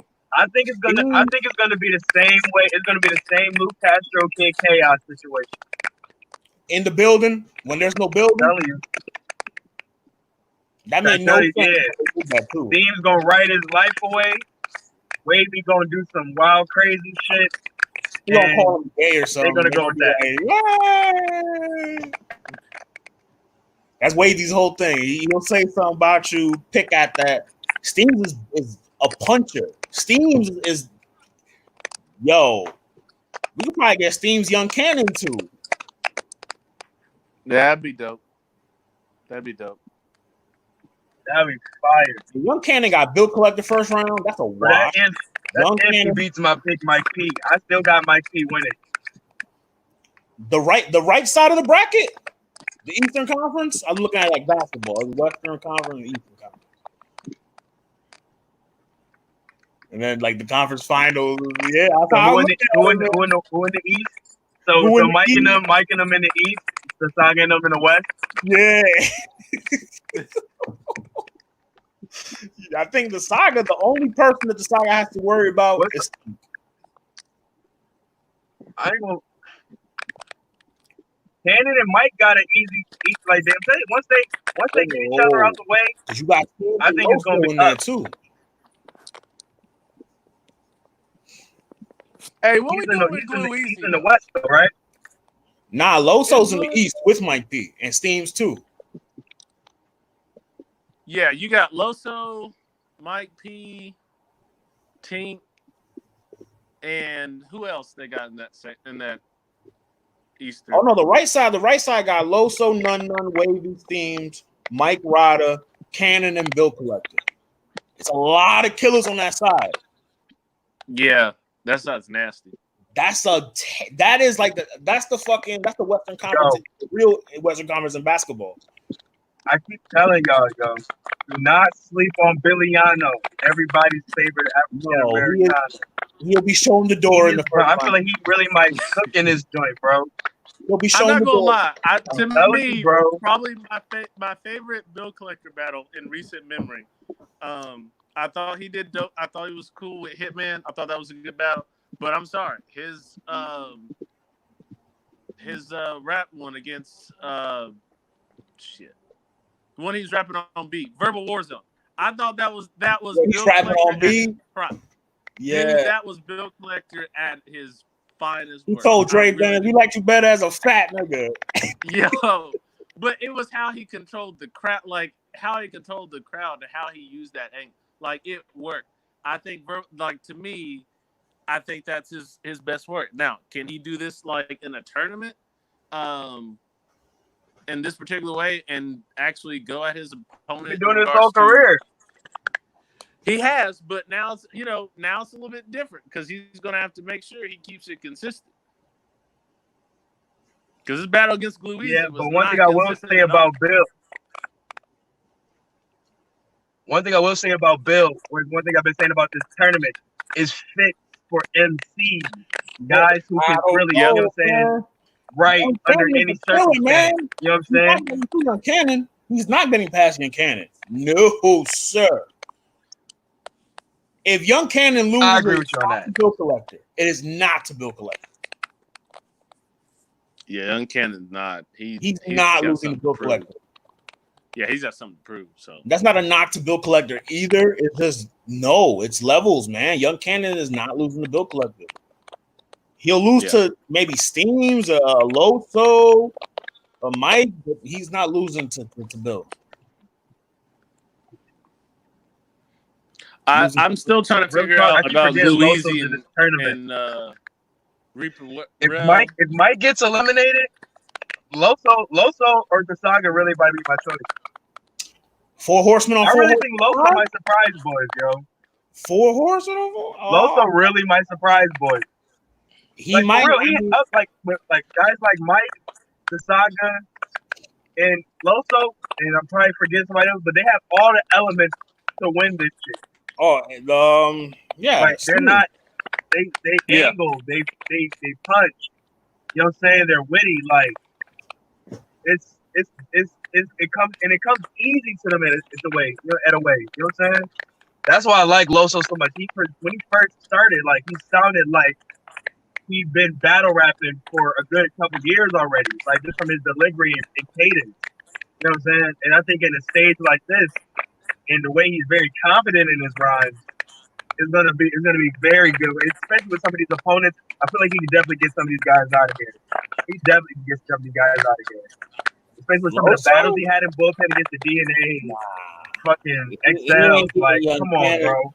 He ain't getting right out of here. His battle with Bad News. I don't.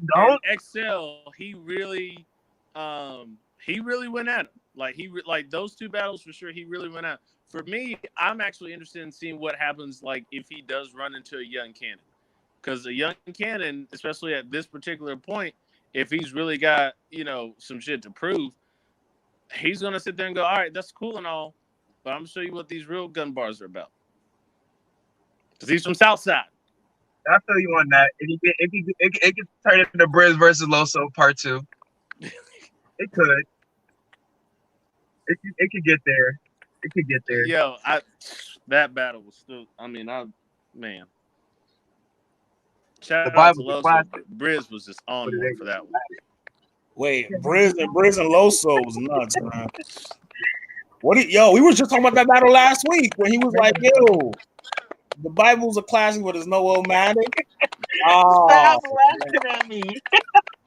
Cuatro Cinco, Trade Out, like a classic, but it ain't no Illmatic.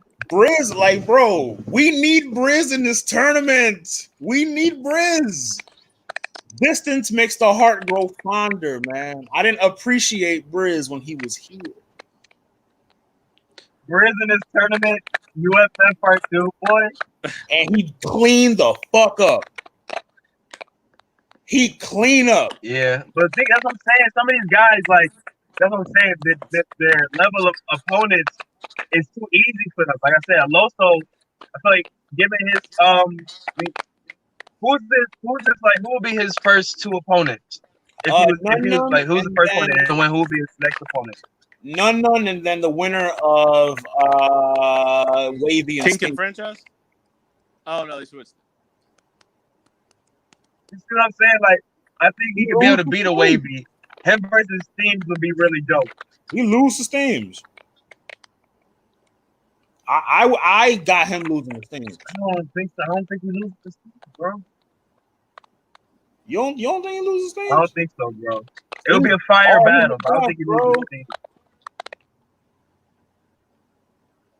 I don't know why people sleep on Loso. Loso be having some fire shit, yo. Nah, but I don't know. Like, in quarantine cut incoming. Like he's not. I don't know, man. Like, I don't know. He just. I don't know. I can't put my finger on it, but it's just he's not for me. He's not my cup of tea. I like what Loso. I mean, I think Loso's a dope rapper. I still have beat out winning against him. That's just me. Yeah, and I think Saga's the better Christian rapper anyway. So, dude, you already know. I feel like Saga. Yeah, I feel like when it comes to actually using like Christian angles, I feel like Saga is better at it. Way better. You know, Street Hymns. I feel like Street Hymns uses some, but he doesn't use them at the capacity that A-Word. He's a wordsmith. A-Word is like the I know he's a wordsmith, but I feel like just the overall Christian angle and viewpoint he doesn't use as much. At least to the level of competition that they do. I feel you. He's in defense more than offense. Yeah. I think I agree with you on this with the Saga. Loso, man, like I said, the Saga in his area, man, like yo, like I said last podcast, if he's to win this shit, it's the best story in 2020 battle rap. I don't care what nobody says, yo. And then given if he wows out on the next big stage, just give him champion of the year. Just give it to him. It'd be quite the redemption story, that's for sure, man. Because he did, like, I felt for him when he choked at Gnome, man. I felt for him because they both of them been working so hard to get to that point. Like, you had to feel for him. Hey, what did y'all feel about Saga's third? Like, I liked it. Dope.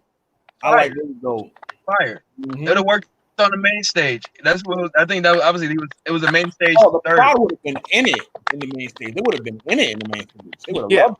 I felt like it was one of those things where it felt a little weird just because you were like, I hope you just get through this round. You know, like I want you to get through this round just to get through it. And then when he had that, it's like, oh man, I went back and I was like, I really like what he was trying to do. He kind of rushed to his first two. Yeah, and I think that was the thing. He was like, I just need to hurry and get this point across, and it just didn't seem to hit nearly as much because you are like, damn, man, he's already down 0-2. Yeah, and it's a bad 0-2. Like you didn't show up to play. Yeah, it was 15 interceptions. You got 4 fumbles. It's like it was a Jameis Winston. Yeah. Shout out that battle. It made him look really bad. But given all his other battles that he had, man, he's still straight. Yeah, he really is. With you. His 2020 is still straight. I'm gonna keep it tall. Like I can't even say like, oh, this is just a detrimental to his shit. Nah, if he wins consistent battles in this tournament, it's up. It's up. And that rematch, if they really claim it. That's one thing I'm fearful about this tournament. That's why I really hope they pick some really good judges, because it's like I don't want them to push narratives over actual winners. I don't want. I know we want Mike T versus the Saga again. I don't want knowledge as a judge again. I think if they had to keep one judge out of the previous judges, they got to keep homie, Black Compass, Tony Bro. Keep him. Clearly, like I respect Uncle Raw, but for him to actively say I don't listen to bars, I don't need you and get away with that. Continue to be a judge after that. Like I don't need you to be even because he even said like, well, I'm going off like the react because he's not take that back. He said in the beginning, he was like, well, you know, if you make me do like the jazz face, but it's like you have to listen to bars in order to do the jazz. Exactly. Face. Jazz does the jazz face because the bar hits. Listens to if bars. You don't do that, and that's the thing because he was talking about, well, such and such, this isn't a $25,000 battle. I'm like, you don't even catch the bars that are $5,000. So shout out 15 Minutes of Fame. But I love 15 Minutes of Fame. I love it too. I watch it all the time. But this ain't it. This ain't it, Chief. This ain't it, Chief, at all. Yeah, that's what I'm saying. Nah, read it, nah. Like, give me if they're gonna have conflict four, just do 2 battle rappers and 2 analysts. Now here's the battle question. Rappers, 2 analysts. What type of battle rapper would you Nikki get? Facts. Would you get like okay. Nikki Facts, Tony Bro, Swave Sever, and Jazz. You know what? I'll do Mickey instead of Swave. I'll do Good. No, I can't do it. No, because Goods don't know bars. Goods don't know bars. Goods don't know bars. Goods 2 punchline niggas with battle. Goods knows battle rap. 2 punchline niggas with battle. Like, what if it's a Kid Chaos versus Jake Kilger kind of battle? And it's 2 punchline niggas, and he's just like, yo, I don't care who won. Like, I wasn't paying attention. And that's where you got the Mickeys. That's where you got Mickey. I think you got to have a balance. It's a risk because what if he is a deciding vote? I might. Honestly, I might do. I'd be okay with maybe like a 3-letter man. Shout out PSA. I really would like 3. Shout out. What I mean, like, because I feel like three is very genuine in how he respects the young dudes and the vets. Like, because I just was listening to his Loaded Lux interview he just did, and 3 really does care about like how people move and their understanding of like, yo, I respect that bar. That bar was fire. That bar was dope. So I'd be okay with that. Tony, 3, Mickey, and Jazz. I'd be cool with those 4.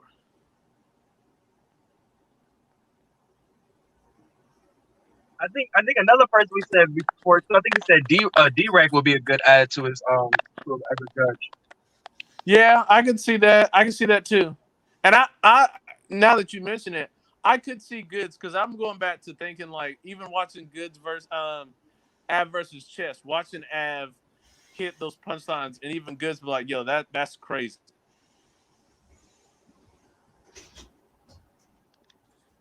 Like I wouldn't be mad. I think we need guys with experience in this too. Yeah. I think he has so much great experience. He has a good outlook on battle rap. A really good outlook. And I feel like I said, man, but the main thing I said, I don't want them to push me because because Take Home, you know what I'm saying, he gets the at home love win. I don't want to get just because Mike P and the Saga is the clamor for a rematch, they're gonna be pushing for them to, you know what I'm saying? I don't want that shit, man. Don't give me that. So you don't want fans niggas lose, call it down the middle. I do. I just don't want unfair judges because of narrative. That's all. Because the first Ultimate Madness didn't really have any narrative. You know what I'm saying? That's true. Yeah, I would say the biggest narratives play a big factor in voting. Yeah, the biggest narrative out of the first tournament was like, all right, Jay the Nightwing's in there, but he's probably going to choke. And so he beat, like, he cleared that narrative out the first round. He was like, all right, And the I'm Ace not gonna choke Amin, again. they're pushing Ace Amin to the moon narrative. Yeah, and then we saw what happened.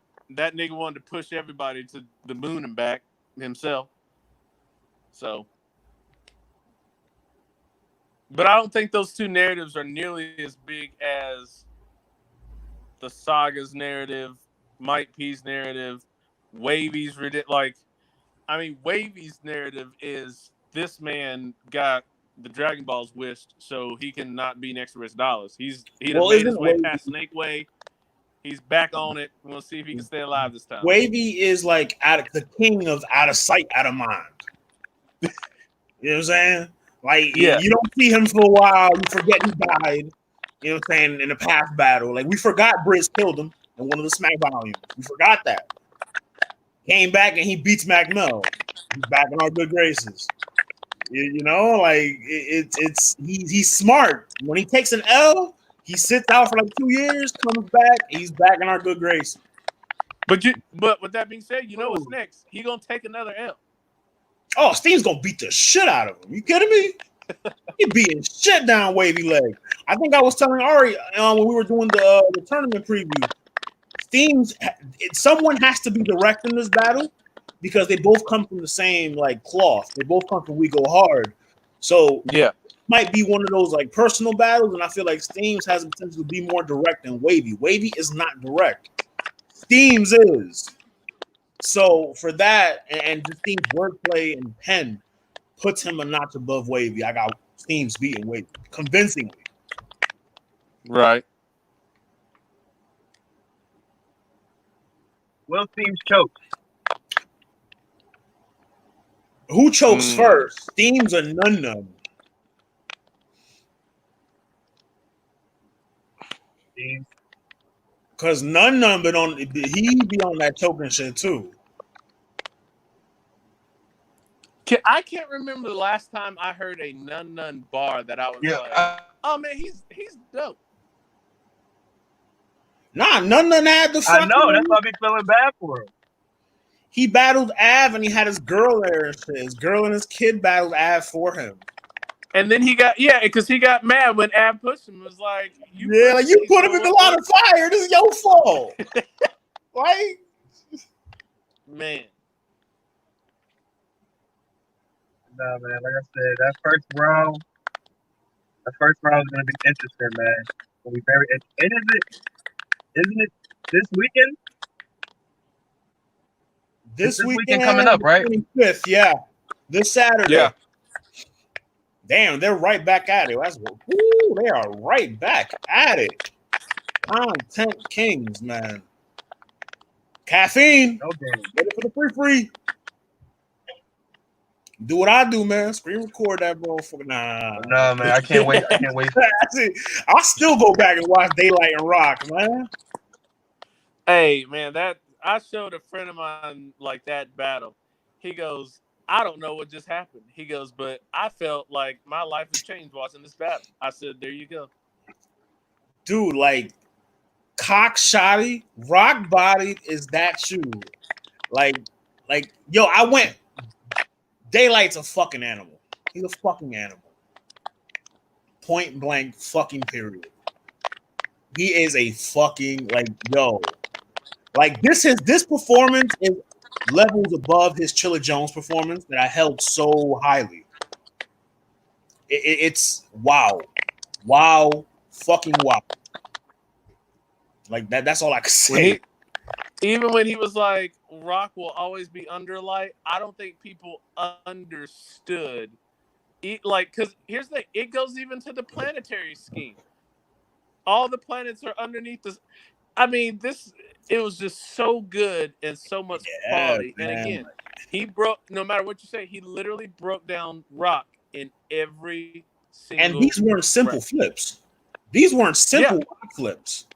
These were intricate, like, you got to think to get the flip. And that's the thing that people are forgetting. These aren't simple B Magic, Big K, 1, 2, punchline name flips. These are like, Yo, he took his time with that pen. And when when you you say think this about is a like new writing style, is crazy. well, like just thinking about too, every level that he hit it from a planetary galactic level to a like chemical level, how to break down rock, like a geographical level, like every single way you could do it. He Bruh, literally the broke it down. Pangea line. Well, now that we here, we're at Daylight. Let's talk about it. Daylight versus Lux. They were both on the Joe Budden podcast last week. He called them both, and they both sounded like they were game for a battle. They sounded like they were game. How do you think this turns out? Go ahead, Shay. All right, so the biggest thing I'm looking at it from this battle is if they have the allotted time that they had at Nome. If they have the allotted time at Nome, I feel like Daylight could edge it in the sense of he was going nonstop at Rock, like nonstop whatsoever. Like Now, I've constant heard people punch. talk about Lux elevates himself up to his opponent. So if Daylight is doing that, Lux isn't going to play either. He's going to go at it. It's a debatable either way. I feel like I wouldn't be mad at either one winning. And so I feel like Lux could. Man, I might slightly edge it to Daylight. Like it's one of those. If you literally took that Daylight again, if you took them like right there and they went at each other, and you just measured the scale of how impactful their bars are, Daylight was on another level. But Lux was kind of there too after hearing his bars. I'm like, that was intense. But nah, but Daylight was this shit was intense, but it's different. not Daylight. Like Daylight was ultra instinct Daylight. He was literally he turned blue. And he turned blue. And he's like, he goes, I feel comfortable like this. That was the thing. I feel comfortable at this level. I can do this all the time. And that's like, wait a minute. If you can do this all the time, and Lux wasn't even gray hoodie, it's like you can't. That's the thing. You can't really turn up. That's the thing. Lux. People are coming out of this event talking about how Lux didn't match what Daylight did instead of the opposite. Right. And that is what's burning Lux, and that's what's burning in him. Like, yo, like instead of like, look at how every event that Lux has been in has turned out. He is the talk of he's basically the talk of the event, whether good or like, you know what I'm saying? Like nobody matched up to Lux in this event. This is the only event, to my knowledge, that people were like, yo, Lux couldn't see light. No one could see light that night. Nobody could. It was a blackout. And you know what works in Daylight's favor is Daylight hasn't come at him like everybody else. Daylight hasn't said, oh man, Lux is whack, Lux is this, Lux is out of date. He's literally said he's one of the greatest. I want to elevate myself to say I'm the greatest. So we're going to go, this is literally Clash to the Titans. And that works not only in Daylight's favor, but it also works in Lux's favor because he literally has no, and I'm not saying he has it, but like with Surf was like, oh man, I didn't really care, blah, blah, blah. It's one of those like, no, Daylight's coming at you for the greatness of how you rap. Not for clout. He's going, you've seen me at my ultimate level. Yeah. I need you at your ultimate level, and let's see what happens. And to me, that's something that you can't turn down. You can't sit there and go, oh, man, well, he's going to say this after the battle. No, Daylight's shown he's going to be prepared. He's not going to have any 100%. 100%. So I feel like, but here's the thing. Again, I could see Lux winning, too. I could see Lux going, hey, my old manager gave me this. He gave me one of the greatest pieces of advice I've ever heard. He said, never let them know how good you are. Ever. You always keep something, an ace in your sleeve, but you never let them know your ultimate form. So I can feel like we've seen Great Hoodie Lux, but I feel like never let Lux has also gone beyond that and can go, hey, there's another. That's what I was gonna say, because like from what I've been listening to from his interviews and such, post Nome, before watching the Daylight battle and after watching the Daylight battle. Before, he was more so like going off what he's like clips he's seen or what he's heard, and he's kind of seeing that okay, at least he's back in a good form. You know what I'm saying? At least coming off a 3-year layoff. And one other thing he said is basically that now he's intrigued with the battle. Before he wasn't, and we've heard that because all the different dumb shit that Daylight was doing. I understand. Lux wasn't with that shit. You know what I'm saying? Now that's what he's hearing. I guess at least from the Mike T battles and this, you see that the pen is and his seriousness is there enough to at least take this battle at least somewhat serious. Now, post watching it, he's seeing that okay, now this dude is he really showed the fuck out. Now we're both talking about in both since both kind of things he brought up in both after and watching both before or after, he was saying that he knows this is the one. You know what I'm saying? Now we ain't hear Lux say anything like that. He's probably since the Hollow battle. You know what I'm saying? Where's the battle that he actually really cared about? Like, not saying he doesn't care about any other battles, but with the pen, because it shows. It shows. It shows. But I think he cares about. I think he cares about any battle because he's a lyricist. He didn't care about the day. He didn't care about. He did, though. He didn't care about. What I'm saying is, as a lyricist of him at his caliber, the way he, especially watching. Did you see his my expert opinion drink? Oh hell yeah, that was a fire episode. You see how adamant he is about when he is with preparing. So I can't really say that he doesn't care. You know what I'm saying? It may not be to the caliber of how he is with, like you say, that Hollow battle or the Calico, where it was different circumstances. At least on a personal level. Well, he said he had to be like that for Calico. He said that. That's what I'm saying. It was more of a personal thing that he had to do. And I think with other battles like the Arsenal battle, the Verb battle, the Surf battle, it was more about the other person than it was about him. And this Daylight battle, it's about him. You know what I'm saying? Because he has to either show that he can be able to now, like we're hearing from the Rumbles, what people talking about. He has to match Daylight, but before he has to just, you know what I'm saying, hold the crown, which still he does have to hold the crown. Now with that understanding coming off of what he's seen with Daylight, and now knowing this is the one, he's talking like, yo, I'm in that space where I was with the Calico in the Hollow battle where I have that, where he's saying that freedom. You know what I'm saying? Where it's like, I don't have to really constrict myself with time limits and such like that, because they're doing this on their own accord. This is not booked by Smack or nobody as of yet, as if we know. I think Joe said he wanted to put up money for it. Right. So they're booking this how they want. Mm-hmm. So given how they rap, they're gonna want, you know what I'm saying, unlimited time. And you give Lux unlimited time, I think that's very scary. That's very scary. It looks like him versus Not only that, real quick, are the battles you mentioned, the Arsenal, the A-Verb, and even the Surf. If you look at those battles, they were all attacking Lux's legacy. So from his standard, if you look at it, it's like, all right, y'all are literally doing the same thing. You're saying that I wasn't in the trenches with y'all. Y'all are the new school. Y'all are in charge. All right, cool. So it's like almost like, hey, you know, your little brother's playing, man, you can't beat me in Madden. All right, cool, whatever. All right, it is what it is. But looking at what Daylight has done, what Hollow has done, it is one of those things of being like, they do revere me, and they are holding me to a standard. They're not questioning my integrity. So now I got to go with them. And also, I listened to Daylight was talking about, you know, he's like, you know, he can't make that announcement, you know, but we've heard that he's basically maybe with TDE.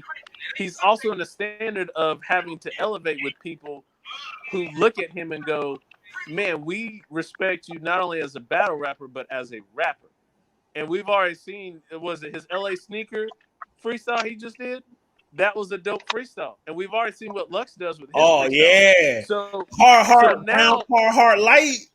Brown Carhartt so now light. You're looking at, for me, I'm looking at the perspective of Lux had that legendary freestyle, and he's taking his music game seriously, but he's also still rapping very on a high level musically. So now you got Daylight, who's apparently starting to do that, because even Daylight said he's changed his perspective of how he raps so he can understand how to make everything connect. So now you have a guy that's literally getting it and understanding it against Lux, who's been waiting. It's one of those things. When the student is ready, the teacher will appear. Daylight was ready. Lux is here. I still got Daylight beating him though.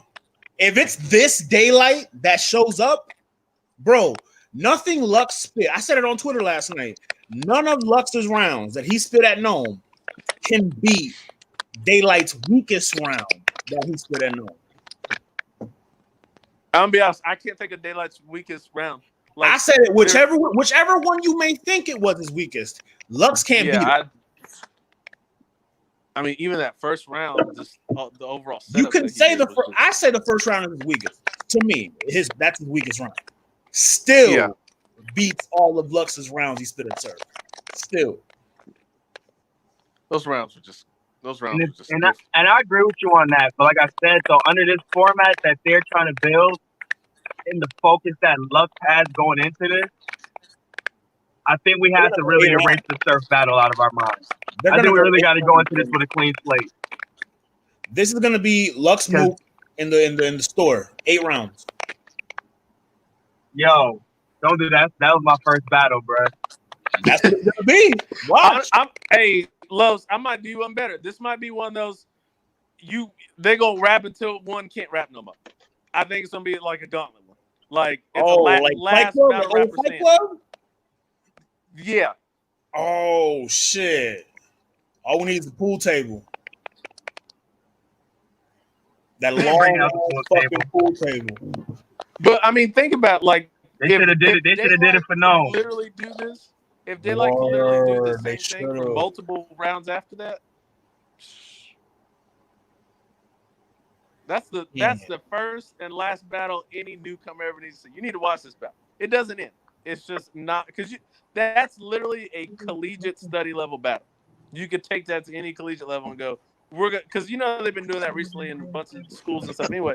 But that battle alone will be on a collegiate level. We're going to that's gonna be like the fucking Britannica of fucking battle rap. Yes. That's gonna be the Britannica of battle rap at that point, man. I mean, I feel like Lux battles are already there. I mean, I feel like Daylight entered that with this one. I think with the Chiller battle he did. Yeah, you're right. The Chiller battle put him in that space because we knew he was nice before that, but in that Chiller battle, I think that kind of catapulted him. Right after that, he got Charlie. He beat Charlie. Right after I'm not even gonna lie.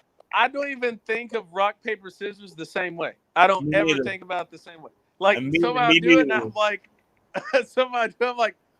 I use the open hand, the fist, of the deuce, and like I automatically, because it's how you say shit, the delivery. Think about rock, paper, scissors. That's changed like literally my entire life of understanding because I go back, I reference that life changing bars.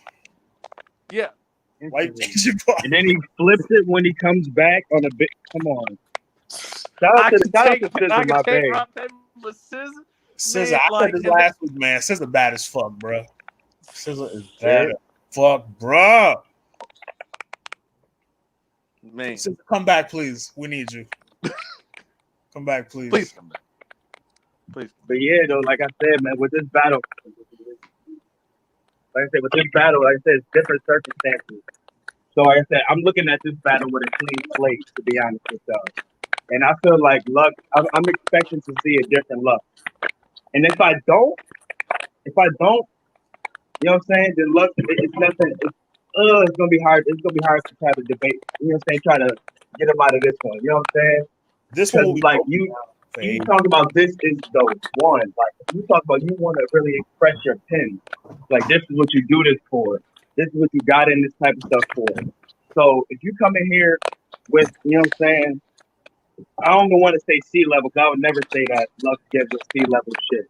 But even B level. Nah, bruh. Nah, I'm not hearing that. I'll say uninspired. Uninspired. No, but that's the thing. What I'm telling you is he's inspired. He's very inspired for this battle. He don't look it, bro. He don't. He didn't look it for ours. He didn't look it for clips. Well, no, for clips he did. But He did. you see what I'm saying though? That's what I'm saying. Those battles were battles where the people were going up the ladder for him. This battle is a personal battle. You know what I'm saying? Those battles weren't personal. This is personal where what he is known for and loved for is being tested. You know what I'm saying? I'm going to make this analogy. So, this whole thing, everyone's like, oh, man, Lux needs to come outside. I feel like Daylight was like, hey, I'm at the mountaintop. I'm waiting on you. Like, I know you're there. Where you, like, I'm at the mountaintop with you. It's one of those. Because think about it. Everybody's literally said, hey, Lux needs to come outside. He needs to do this. He hasn't battled anybody. Like, the new. He's been in the mountain. Right, cool. Daylight's literally like, hey, I've reached this mountaintop that Lux is at. I like the view up here. Can you show me around? And Lux is like, I didn't think anyone would make it up here. Cool. And the thing is, too, I think after this third battle, I think he's going to just start going for the writer's battle. You know what I'm saying? Depending on how this battle turns out, and how the format of how they do it, we might get Lux versus JC. It fits him so much better, bro, because it pushes. He can push the other person's pen, and that other person can push his pen. Surf was never a writer to begin with. He never was. So this battle wasn't gonna push Lux's pen anywhere more. He wasn't gonna push. He was supposed to push Surf's pen more, and he didn't do that clearly. No. Nah. Yeah, he was. This is gonna do it. I feel like Lux is one of those people too. He's one of those. He really is a vet in regards to he matches your energy level. So if your intent is I'm going to be elite from being a rapper and bars, then I feel like he's going to match you. That's why his hollow battle is so. That's why his hollow battle is so legendary. And for me, I think for Lux, this is the perfect time. Even if I feel like he won't even wear a gray hoodie, he might wear a white robe. Like I'm Elder Lux. I don't know what he's gonna pull. I feel like he might do the Akuma chain again. He might. Yo, I don't know, but Daylight got to come back on his Urban Outfitter shit. I don't know. Urban Outfit. Yo, I'm telling you, bruh. He got to come back on his Urban Outfitter shit. Oh, when he battled, when he came through with the mask and the construction shit all the way down, I was like, oh, it's about to be a long night, bro. It's about to be a long night.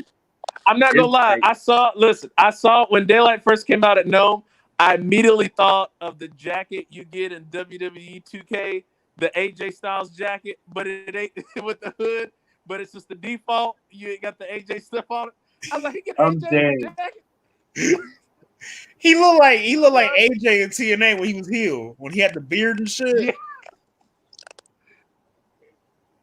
I'm like, wait a minute. When did they bring back the Aces of Eights? I didn't know this. They did. They are actually. They are. Yeah. That's. They brought them niggas back. Hey, side note, real quick. I know we're talking about it, but there's an EC3 interview. I'm gonna share in OTR. Hey man, EC3's on it, man. Like I've always respected him for what he's done, but is he airing out any dirty laundry? That and just how he was coming up with his new format. Like always coming. Oh shit, yeah, definitely link that. I need something to watch tonight. So, oh hell yeah. Yeah, man, it's fire. Slammiversary was great. That was a good to pivot. Like Slammiversary was a good show, very good show. Did you watch Slammiversary, Ari?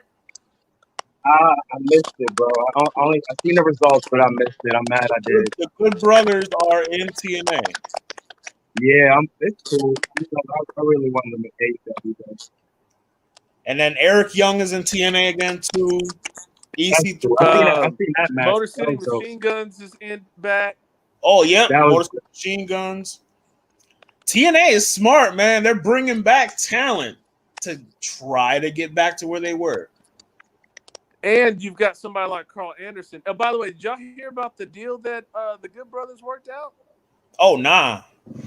Man, so basically they worked it out. It's a 2-year contract, but whenever they get a chance, like when they open back up, for New Japan. So like the guys who can travel, they can travel and work New Japan and not What? have any issue.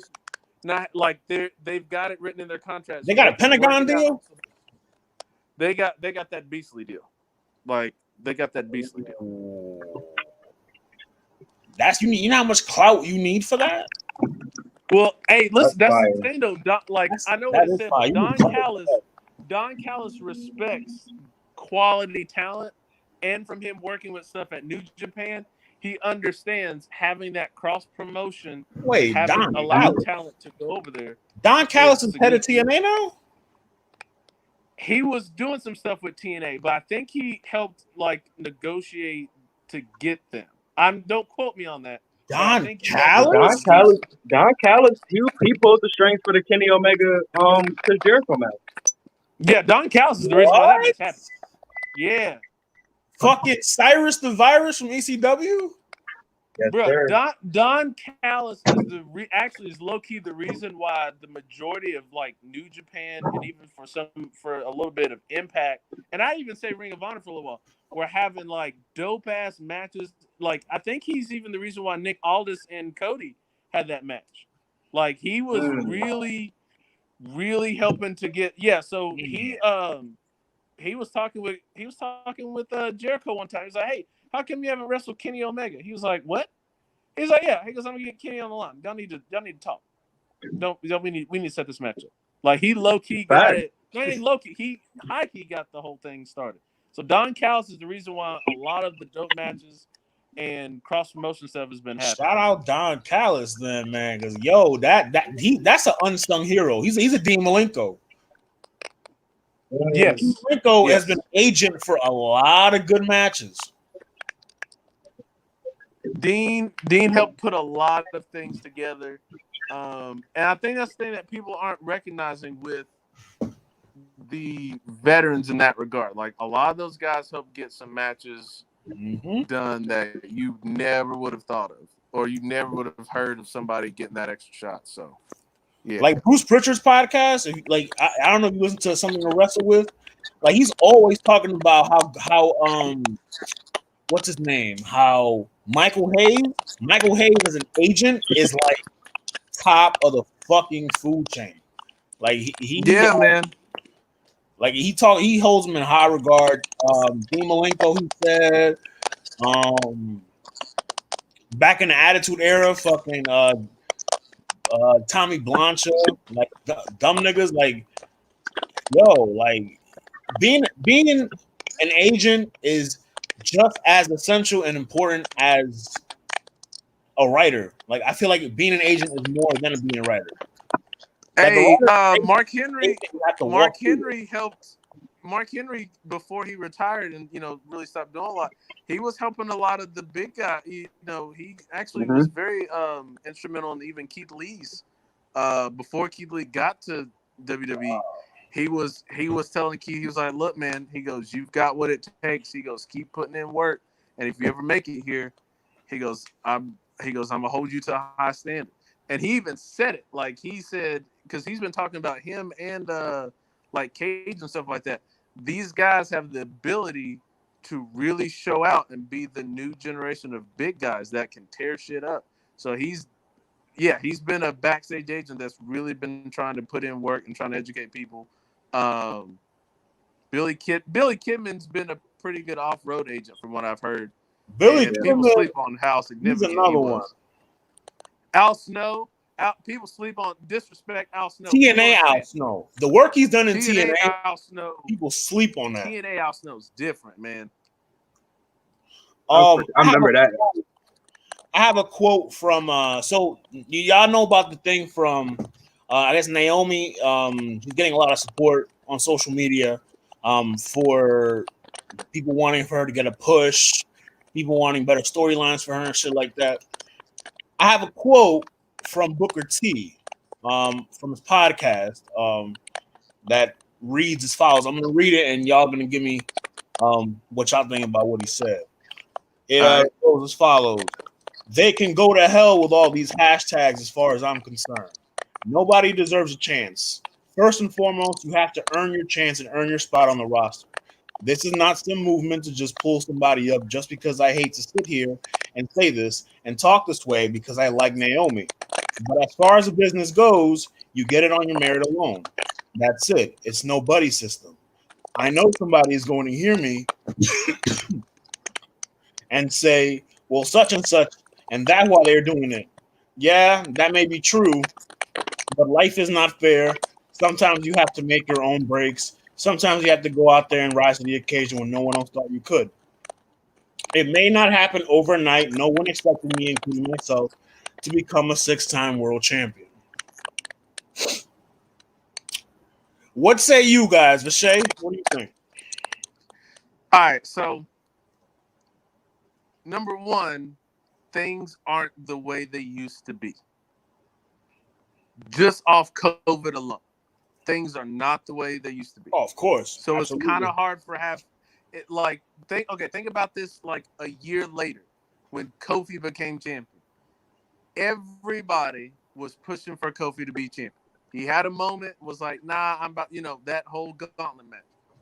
The fans took it, and we did what we were supposed to do. We did our job. Right. We said, we're rocking with this person. We want them to, that's who we're behind. That's what's the wrestler's number one job? To get over. If the fans get you over, it's a roller coaster. It should be an easy ride, like easy, smooth sailing, right? Mm-hmm. With this and with Naomi, people know how good Naomi is. We know how talented she is. She's pretty decent on the mic. She's good in ring. People are tired of seeing her in trash ass storylines and her losing. So the fans are automatically getting her over. Now, with that being said, should she take her opportunity and then cut a promo and do some stuff? Absolutely. But again, there's no logical and practical reason with everything going on right now, and she is one of the only few women who haven't tested positive for COVID, who is around, who is doing work, that you can't go, all right, we're going to try and give you something a little bit better. Now, while he's talking about being sympathy and stuff like that, I get it. But correct me if I'm wrong, Booker T's first world title match was doing all that mass hysteria between Jeff Jarrett and Vince Russo and Hulk Hogan. Wasn't that Bash at the Beach? Wasn't that Bash at the Beach? 2000, yes, sir.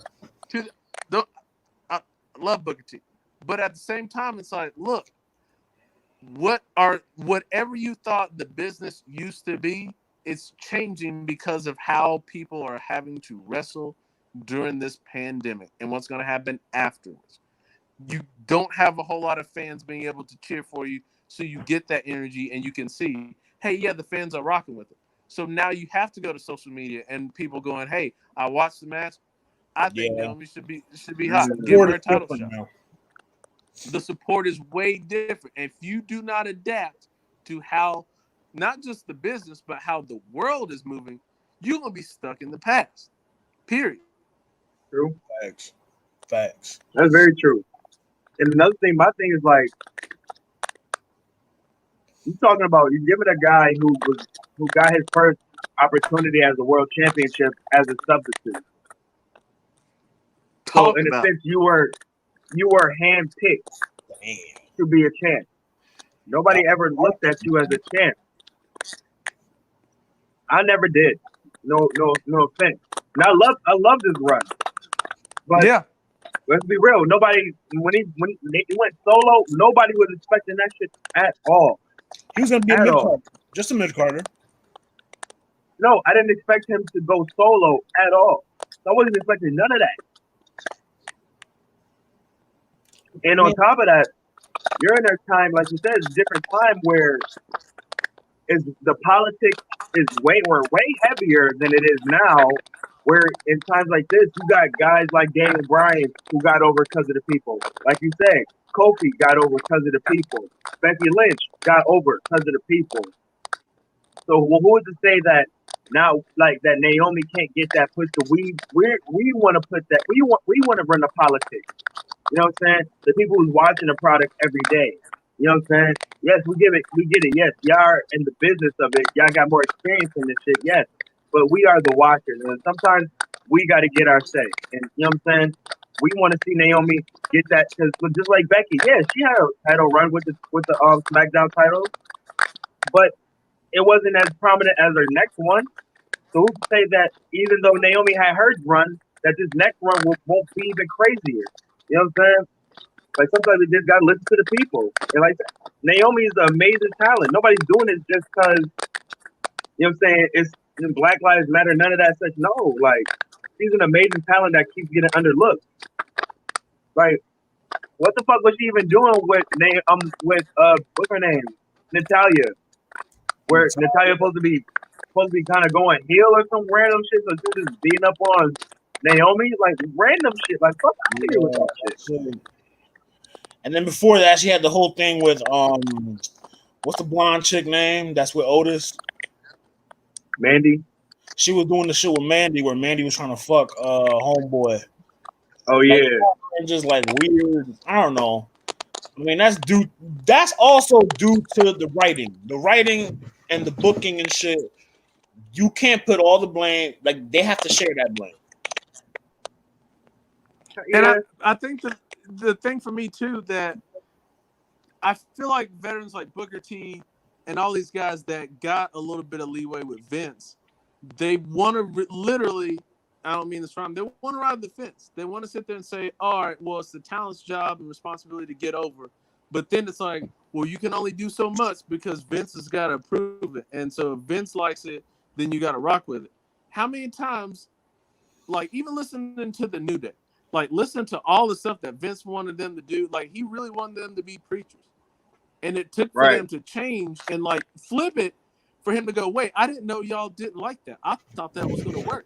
What do you mean you thought it was? I didn't know you didn't like that, did pal. You even ask them? Like, yeah, did you? Yeah, I'm like, Vince is literally, was it the King George whatever who like had no clothes Fuck your shit, Vishay. Get your bars off, man. You know what I'm saying? Like off. he's like that, and he's never going to change. And again, he's still sports entertainment. They want to hold that over everyone's head. What did he say in Beyond the Map? We make movies. Right. Well, guess what? Movies are trash right now. These are straight to DVD movies. Y'all doing?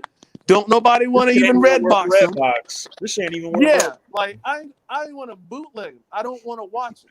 They're not worth my time. So the very least you can do is give me some type of athletic entertainment. And NXT. And Naomi service. Yes. And here's the thing. If you want, let's be honest.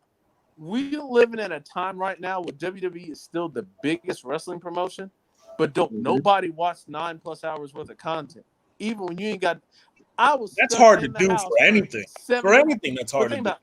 I'm stuck in the house 7.5, 8 weeks, and I didn't. I was like, you know what? Guess what? I'm gonna decide to watch WWE for 9 hours. I didn't care. I knew anything that they were gonna do, they weren't gonna be as invested as they wanted me to be. So if you don't want me to be invested, why am I going to be invested in? Exactly. And that's basically what it is, man. Like you're not going to put interest in your shit, so why should I? Yeah. That's what I'm saying. That's why it's just the time. It's just the time we're in where the people are taking whatever they like, whatever it be sports, whether it be business, whatever fucked up they shit they see. They're trying to hold that business accountable for it. And if we're not going to see, women like Naomi get, bigger pushes, then you're going to start seeing, I will start seeing some type of backlash. You know what I'm saying? Because, and like you said, though, without no crowds, though, it's only so much Twitter can really do. You know what I'm saying? Because them crowds was really taking over shows. You know what I'm saying? They turned Seth Hill. They turned Seth Hill. Yeah. That crowd turned Seth Hill. They wanted Seth Hill. They made him Hill. Yeah. But that's the thing. Like that's the ultimate thing of literally listening to the audience. I'm not going to. We talked about. I wanted Kofi to be world champion. I actually bought like a WWE shirt. I told them, give me something to invest my money in. I want Kofi as champion. That's all. You gave me Kofi as champion. He actually had Kofi's run is underrated just for the quality of matches he's putting on. But I'm like, how hard is it to just listen? And again, as much money as we spend on WWE or money we could have spent on WWE for them just doing practical shit, I would have spent way more money. way more money on WWE stuff if they just did stuff that was logical and made sense. I still don't know why I never got Brock versus Lashley. That's the easiest story to build. Two big niggas who also did MMA. Somebody got to go. There can only be one big nigga in wrestling right now. Which one? Like there's no reason other than Vince is being stupid. Point blank period. And it's so blatant, especially now with what's going on. I'm like, what are we doing? Like, why are we still doing this? And even hearing like what Moxley was talking about, it's like, at what point am I gonna believe this? Oh, everyone's filthy, everyone's dirty. I need to be sterilized from. That maybe would have worked now during everything, but guess what? It wasn't working then, and it was clear from the jump it wasn't going to work. That's the thing. It's easily, hindsight. Though maybe this may not work. It's very evident we're not rocking with this, and that's been a lot of people's characters, a lot of people's storylines. It's like, even with the whole hacker thing, like, what is this? Who's the hacker? Have they even? It was supposed to be Ali. It was supposed to be Ali. Supposedly. Now, let me ask you this question. Even if it was Ali, would that have done anything for anybody, including Ali? I mean, I looked at it as a new version of GTV, maybe. TMZ? You remember GTV? Oh, GTV. Yeah. Oh, shit. That was my joint. That was what I thought it was. Would that have still elevated Ali to the level of him being able to No, not at all. Exactly. His highest was when he was supposed to fight for the belt and he got injured. Yeah. That was his last high where he was that was his ceiling, I think. That was his peak. Because now he's part of the Jobber group on Raw. Him, Ricochet, right. Cedric. The jobber weights, the jobber cruiserweights. They fucking listen. I'm so offended by not just Ricochet but Cedric. Like, y'all remember we were watching the Cruiserweight Classic, and fans were he put on a show. Another example of fans having power. Triple H had to walk. Like, think about it. Triple H literally was like, He had to sign him. Like a standing ovation to somebody. Think about the last time. That's like he almost damn near got a Ric Flair treatment in regards of like people giving you a standing ovation and you lost, and it was deafening to the point where Triple H was like, yeah, he was involved, but it was like, damn, that's what we need. We need people to invest in, and to see him now, and even Ricochet, which again I've been rocking with Ricochet for a hot minute. It's like that whole mixed match thing that Vince was doing when he was having the NXT guys come on Raw and SmackDown. And NXT the wild card all the time. Yeah, like I said, that stuff like that. You know we want to see these guys. That was a red flag. That's the sign where you like, Vince, look, we need to talk. And that was pre-COVID. XFL doing. That was pre-COVID. Yeah. So they looked unorganized even before COVID.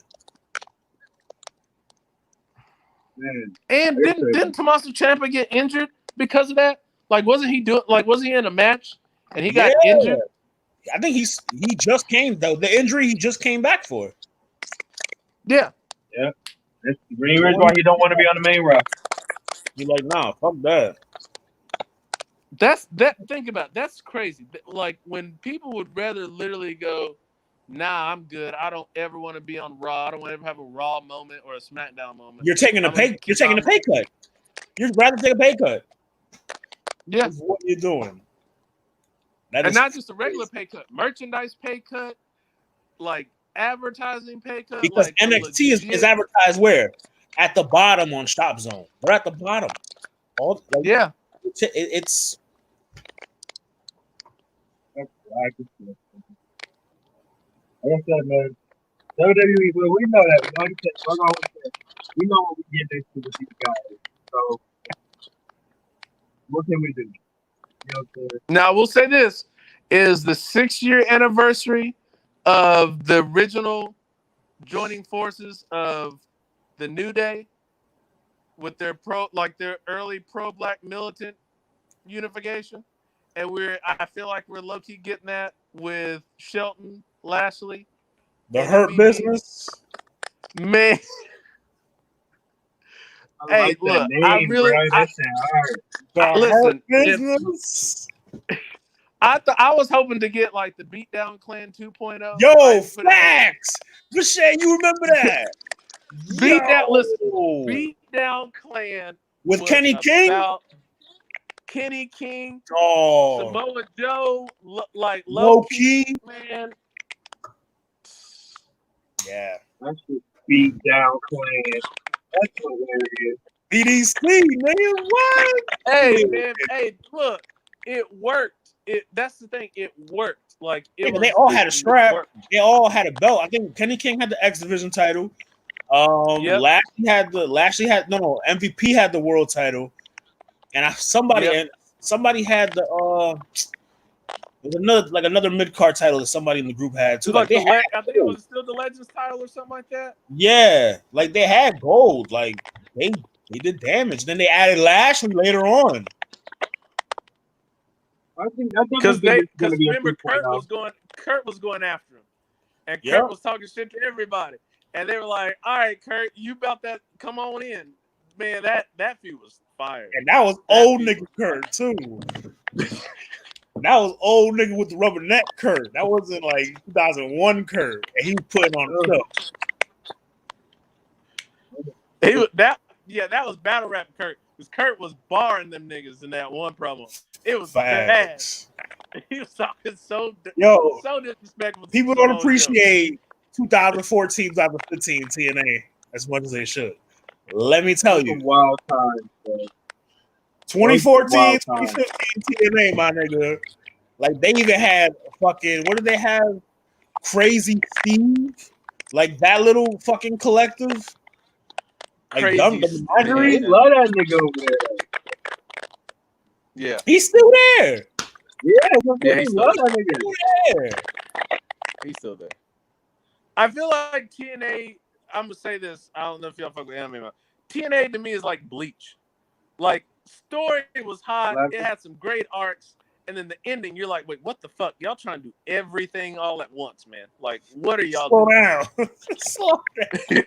Like, slow down, keep it simple, leave it alone. I think that's what they're doing. Like because they were guilty of trying to push too many things at once. And I feel like recently with like the young lady, who's the young lady that they have there now? The really thick one, Jordan Gray. Oh my God, Jordan Gray, fam. Oh. It's a few women I let sit on my face. She's one of them. And now they got Deonna Purrazzo. Oh my God. Who's another one. Another young talent who, is easy on the eyes. Like TNA is slowly but surely building, and they're building talent from the ground up, and then they're calling the former talent back. Like, ROH died a long time ago. I just want to put that out there. ROH is dead. ROH died. Yeah. I just seen the video of my man Brody King over there. I'm like, bruh, come over ROH really is king of the dot. Like Impact usurped ROH's position as like the other league in a sense. Yeah. Because New Japan, man, my man Jay, my boy is gonna die there, bro. And here's the crazy part, right?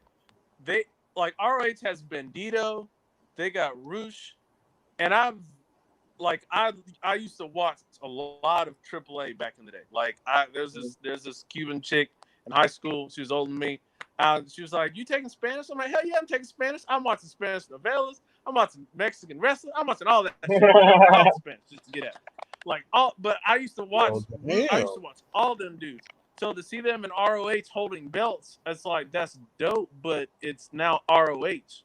So all those that prestige is now it's null and void. Like they're getting it, but it doesn't matter because they've been falling off. And it's like they're not big enough talent as much in America to raise the bar of viewers in ROH that they very much need. Nobody's trying to go to ROH right now. You know what I'm saying? Nobody. Yeah. And shout out to Marty Scurll, he's trying, but shit ain't moving like it used to. It's not. Nobody wants to come down there. It's not a hot ticket. Like that's why I said, man, Marty took him and Brody and PCO and these niggas what they does. Yeah, I would have been A-okay with that. I really would have. That would have been dope. Speaking of just rant, did y'all hear about the reason, like one of the reasons why Tessa Blanchard left Impact? What's this reason? Oh shit, what she do now? Apparently, she wanted $150K. Oh, she wanted a Jeff Jarrett. She wanted to pull a Jeff Jarrett after No Mercy. Oh shit! Apparently, that's the rumor, and I was She's like, from "Wait a TNA. minute, She's from TNA. 100. I mean, Hey, look, I know that chin is thick, and she can probably hold some money underneath it. You ain't getting $150K. oh nah. She Nah, got. like, I mean, it's she has a concealed weapon with that motherfucker. I'm surprised she didn't rob him for the $150K with that. I don't It's like a she's built-in a draw, shield. but Like if you not try to, 150. I'm hiding behind her chin if I ever get shot at. Like it's a 300 phalanx shield. Dog, her Like, chin looked like the neck tree that to Geechee was thigh, hiding not behind neck. at Band. No, Like that's I'm mad someone took Norbs' neck and made her chin. they molded it into that. yeah, Like, I'm about to say. Nah, son, Just say- she's all the way a dub from the racist shit now to the just greediness. It's dark out here for her right now. the irony. Right? MLW, here comes Tessa But Blanchard. wait, hold on. Wasn't her dad doing some shit like that? Yeah, too? she Doesn't raised- run in the family? What'd you say? Because you were like, oh, it's Doesn't dark run out in here the for her. And I'm like, yo, it's ironic. Just get it because she's racist.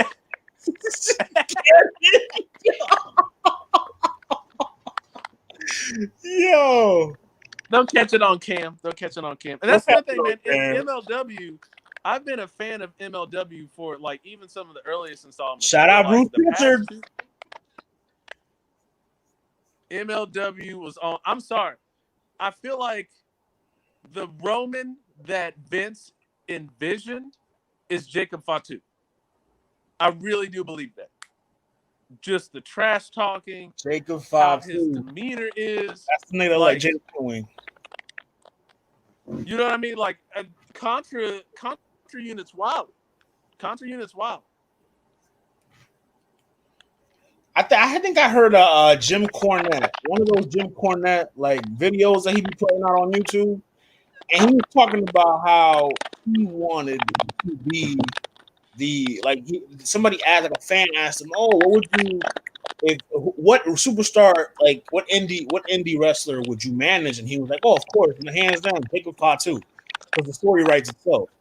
And then he went into this like promo that he cut while he was doing his podcast of how he would sound managing Jacob Fatu, and it was like, yo, it made a lot of sense. Like, yo, like he could use the role of like, oh, I don't look like The Rock, and I don't look like Roman Reigns. I'm the black sheep of the family, yada yada yada. And he could flip that, and he could turn it into like he could be a powerhouse, like a monster with that. He's already. This man is doing from second rope to top rope turnbuckle moonsaults, man. Look at that. Like he's doing lion salts. And he can talk. And like that's it. Like that's it. They say he's like a hybrid of like he's got the power of Roman with like the speed and shit of the Usos. Like the agility or whatever. And here's the thing, he has the tenacity of Umaga. Shit. So you take bruh, I'm telling you, take the whose kid is tenacity of Umaga. Whose kid is he? Is he I I've got to look it up because he is. Oh damn! It's not the Tonga kid. Jacob Fatu. Let me see, because he. My bad. I know Rikishi had a whole bunch of them. Yeah. I think he's the Tongan kid's son. Sam. Maybe. Oh Who, yeah, the Haku dude? Tonga kid. Yeah, Samu. He's Samu's kid. Yeah. But that's the thing, man. Like I've watched him against Tommy Lawler. I've watched him against even Lapart. Like I've watched his matches, and I'm like, yo, he's got it, and he's got a group of guys with him that really help solidify who he is. Contra unit. And I'm like, bruh, hey, are you with the niggas? I've been peeping them. You know, I always miss MLW. I always miss it, but I always, you know, keep my ear to the street. Like their feuds with like my ear to the street. Their feuds with Tommy Lawler, the Von Erichs, the Hart Foundation, Simon Gotch.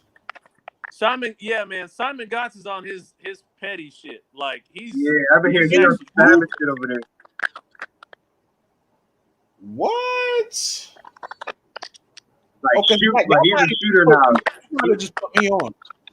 He's a shooter now. I'm gonna tell you. Hey, if you haven't been, I know it's been a while. If you haven't looked up like Brian Pillman Jr., like his work in MLW, I'll put you like this: when MLW, I guess it was right around when NXT was doing the European Cup or whatever that they were doing, that tournament. MLW really started pushing. That's when Teddy Hart was in MLW going against MJF when they had like the inaugural middleweight title, right? Brian Pillman, Davey Boy Smith, and Teddy Hart, the New Hart Foundation, they were on it. They had beastly matches with Lucha Bros. That's fact. Yeah, man. Fact. Their theme music is A1 too. That Hart Foundation 2.0 theme music, lit.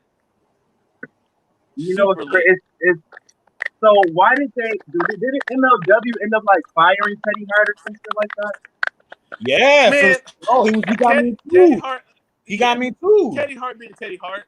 That to me, Teddy Hart is one of the saddest stories ever in wrestling because I don't think people understand.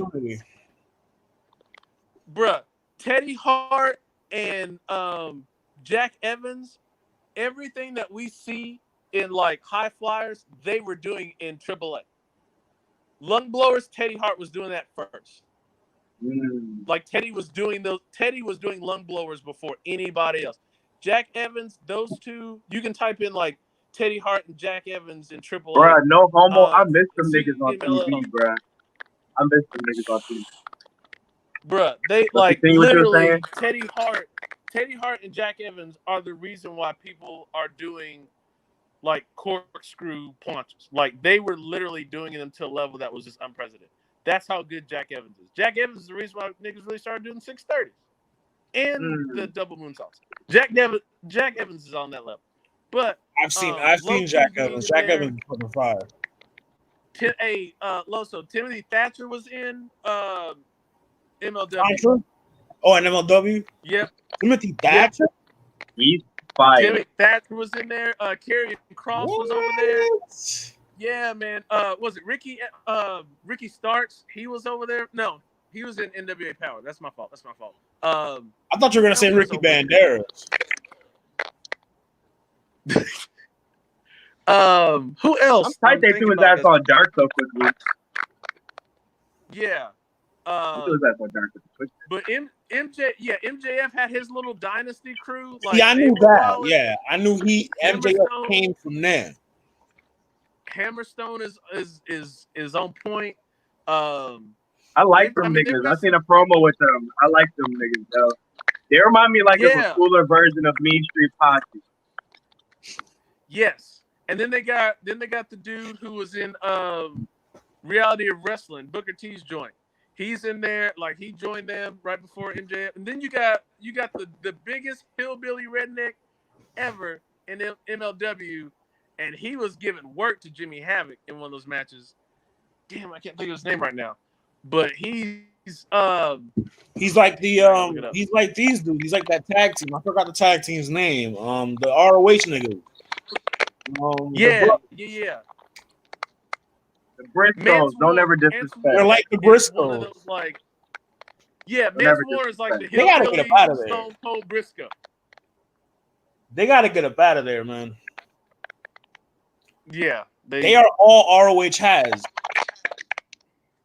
I They think still got the franchise. when ROH folds, Jay they'll be, Lethal? I think they're literally the last. I think they're the Tommy Dreamer of ROH. Like, they're not gonna go anywhere. They're gonna stay. Dog, they've been there for until like it sinks. 3 generations. They was there. They was Yeah. there since It was there early since like I think Jay was there since like the early beginning. Then I think that's when his brother came. They was there for the Dan Bryan era. They was there for the Steen era. They was there for the Cole era. They was there for the now era. Like, they was there for every era. Now I say it in champions because that's how you kind of describe the different eras at ROH for real. Yeah.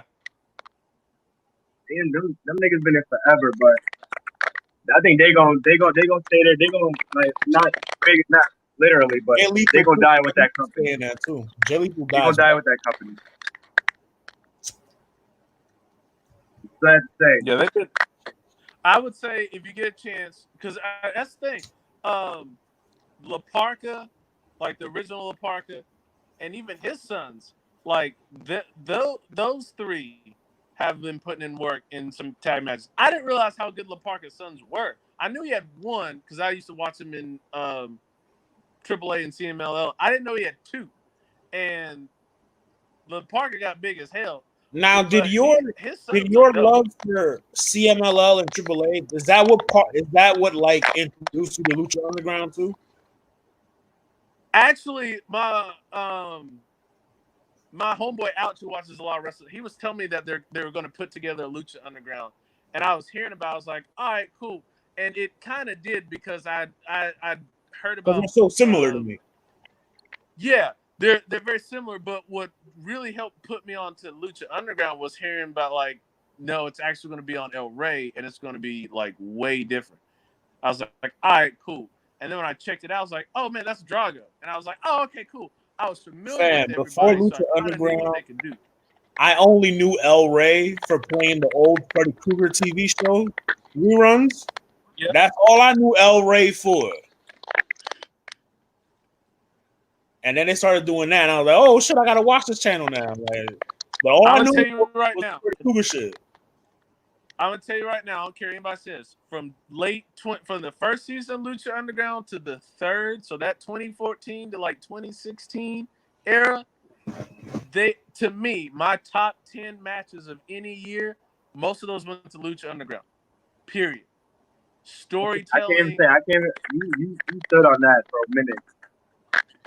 Like, just storytelling, involvement, just how, I mean, everything was so good and it was believable.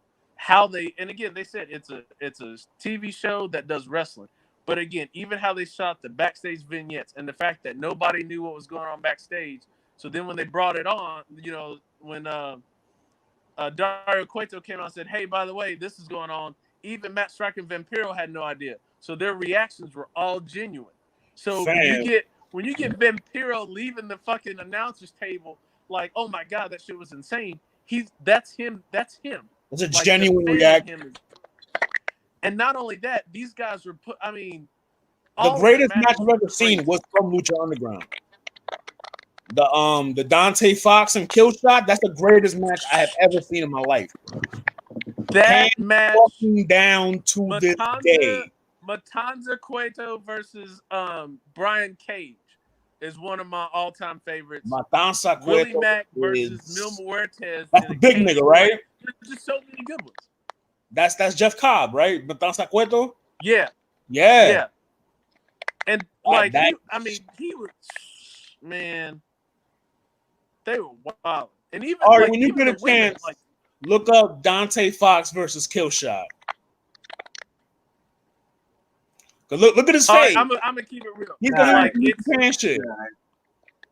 here's the thing about Lucha's matches, right? Even You though know, we they're rock over the grandiose, East like, over here. characters, like even though they're just Alice World characters, the matches are so good. Like they really put in work. Like Pentagon's best work actually I take that back. One of my all-time favorite matches, it might be number 3, was Ray versus Prince Puma. Ray versus Ricochet. Seeing that match was phenomenal. Like and even watching Phoenix versus Ricochet. Like their matches were just Phoenix on point. Ricochet was fire. Willie Mack was putting. When I first seen Phoenix pull up, bro, that motherfucker blew my mind, bro. Blew my mind, dog. I was like, wait, this? Oh fuck, bro. I really do believe Phoenix, like, that's taken the mantle. Like he is an ascended version of Rey Mysterio. Yo, I swear to God, if somebody can find that post in OTR, I said that shit probably about 3 years ago, maybe 2. No, you know, but, yo, I remember that. Yeah. Yo, because it's like, yo, how can you not, like, he's taking his shit, remixing it, doing shit like, it's not just a jump off the rope, lariat or no off, like, you know what I'm saying, Hurricane Rana, no, ain't that no more. This dude did a spin kick off the second rope. Like, that's one of my favorite moves of all time, son. When he does that spin kick, the dude jumped off the second rope and was like, pop. Like, no, can we talk about Pentagon? This is a man that speaks a little bit of English, but Pentagon is insane, bro. It's in base. I see athletes doing that, man. Like, he hits so hard with that, like it's crazy. And I remember him doing that in CMLL and AAA, but how it Travis Kelce did that shit. Yeah, man, that's my thing. Like it was really impactful in what they did in Lucha Underground, and then how they played it all throughout every single match. Every single match, it was no fear. And the stipulation, I think one of the reasons why I love AAA and Lucha Underground, the stipulation matches, like their gauntlet matches, like those okay, y'all remember in No Mercy where you have the gauntlet match, which you could pin or submit somebody or knock them off the top rope? That's how WWE should have been doing it. Like the over-the-top battle royals are trash. You put me on to that. What was it called? It was called Lucha. What's their word? It's like, yeah. What's the Ultimate Lucha? Ultima Lucha, or Fight for the Gold, but it's not Fight for the Gold. It's Fight for something. It's I got to look it up, but like matches, that shit was fire, bro. I had to watch it like 3 times. I think they're called Aztec Warfare. Yep, that's what it is. That shit, fucking amazing, bro. Fucking amazing. And I think no brand is. I think every brand is scared to touch that because it's like we would know, but you know how these promotions be. But it's just like I think they really slept on Lucha Underground as what they were doing. Because even with the cinematics, we're seeing it all right now. We all want to keep giving the credit to Matt Hardy, but we gotta give some credit to Lucha Underground too. Lucha Underground was doing those off-camera zone in, because think about before Lucha Underground, most of their camera angles are insane, bro. Were insane. And even just adding, like, they turned up the volume when they were doing like hits, but the kicks felt harder, the smacks felt harder, and that's what. And again, the stipulation. Well, you know, Hispanic, they know how to get that slap easier than an American. They kill that slap way better than an American. They mastered the slap. Them Phoenix and Pentagon kicks when they were super. Oh my god! Like, I'd grab my chest every time I heard one because I was like, that shit looked like it hurt. Like, it was so believable. But again, the stipulation matches, like the ladder match was a ladder match. The casket match, they were power bombing each other on casket matches, son. Like breaking them bitches off. Didn't matter. That's what made it believable. The submission matches, I thought somebody was gonna get the arm broke. And that to me is way more significant. Really was selling that heavily. But like you said, so with the character, what relied to the character, like they were really heavily character based. Where we shunned that in the Americas, what they do with it in Mexico or in the where they were shooting it in just the lucha style is way different. Especially when you have that American and you have, you know what I'm saying, the Mexican Right. characters.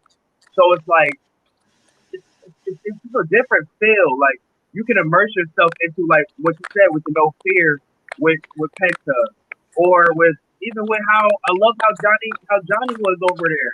You know what I'm saying? I thought he was his best self. He's always been the rock star, but it was so He was much his more best self believable in there. Lucha Underground.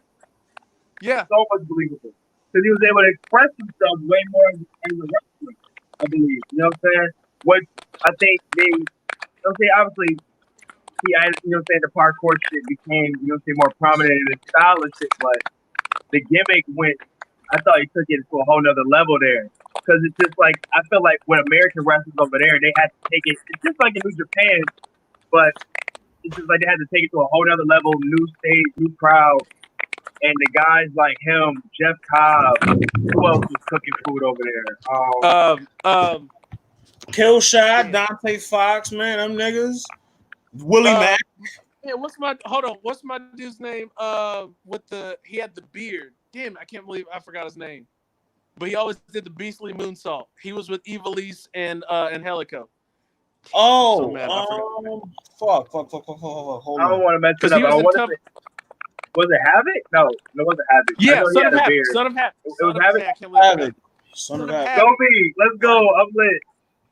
Son of Havoc, Ivelisse, Jack Evans, and Helico.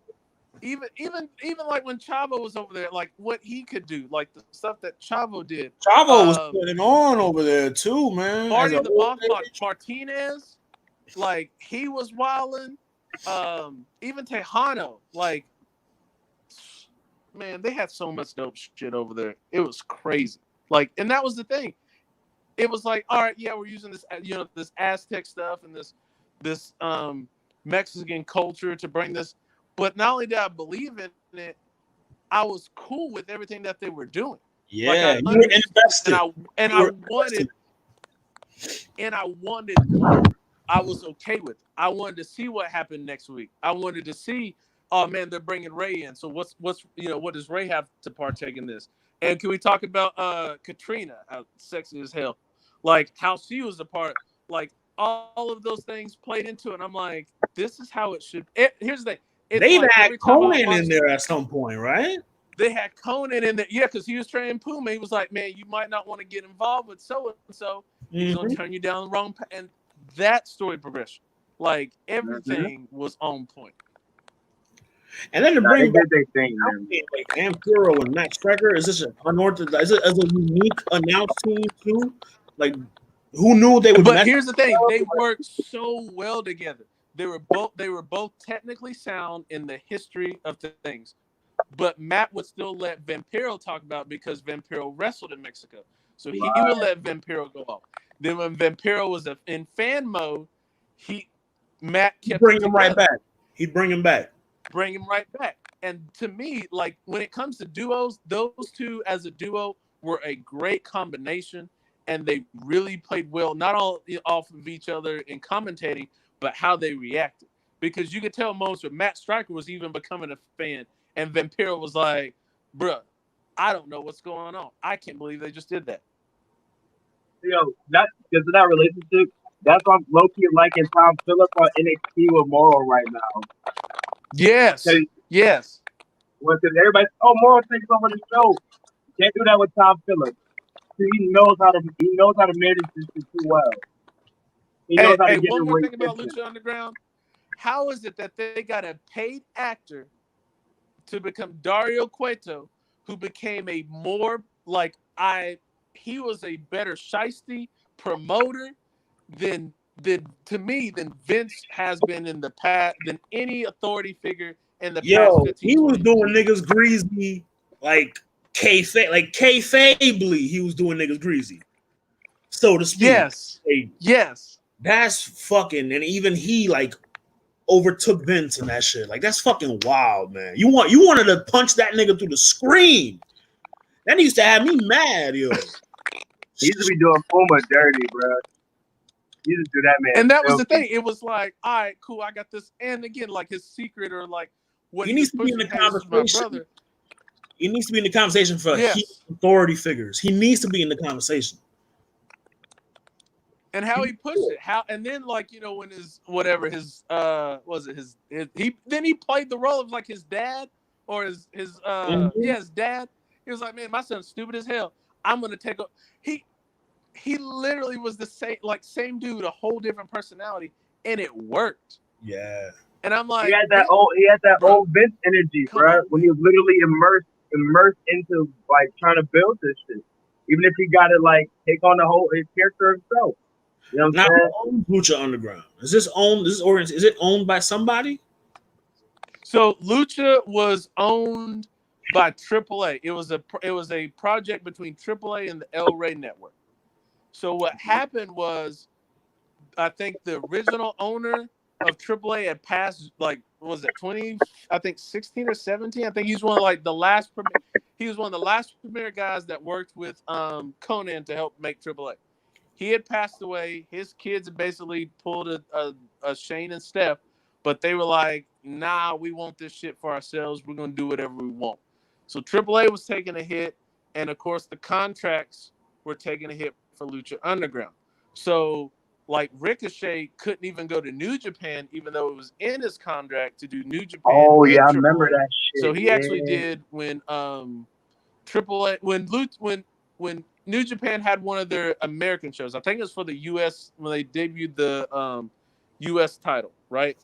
Ricochet came in there and he was like, man, I want to go for the junior tag titles or whatever. And he's like, man, I finally got out of my BS contract. They basically fucked up the contract. So that's why Lucha isn't around anymore, because AAA, they fucked that shit up. And it's sad because they had something that was gold and it was different, and the storytelling was on point, and the matches were great, and it to me it filled in the gap of what WWE had always wanted to do, was create these grandiose characters, out of this world characters, but make them believable. That's why Luchasaurus works, because that dude literally enveloped his character in Lucha Underground, and he was wild. You're like, all right, who's this serpent dude coming out here doing backflips and kicking the shit out of people? He did a top rope. He did a third rope Spanish fly on chokeslam on Johnny Mundo. And I was like, I don't know who this nigga is, but he's wilding right now. Nah, he's dumbfire, bro. Crazy. I can't wait. Told you, my match I need to see, Kenny Omega versus Luchasaurus.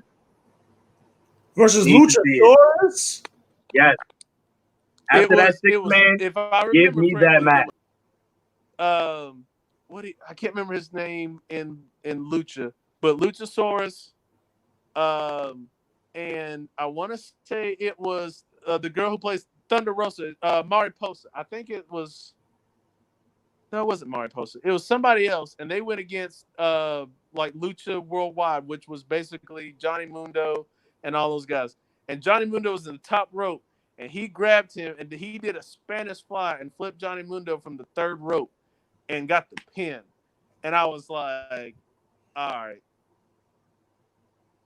Dumb ill, bro. Dumb Vigor. ill. That was his name in Lucha Underground. Vigor.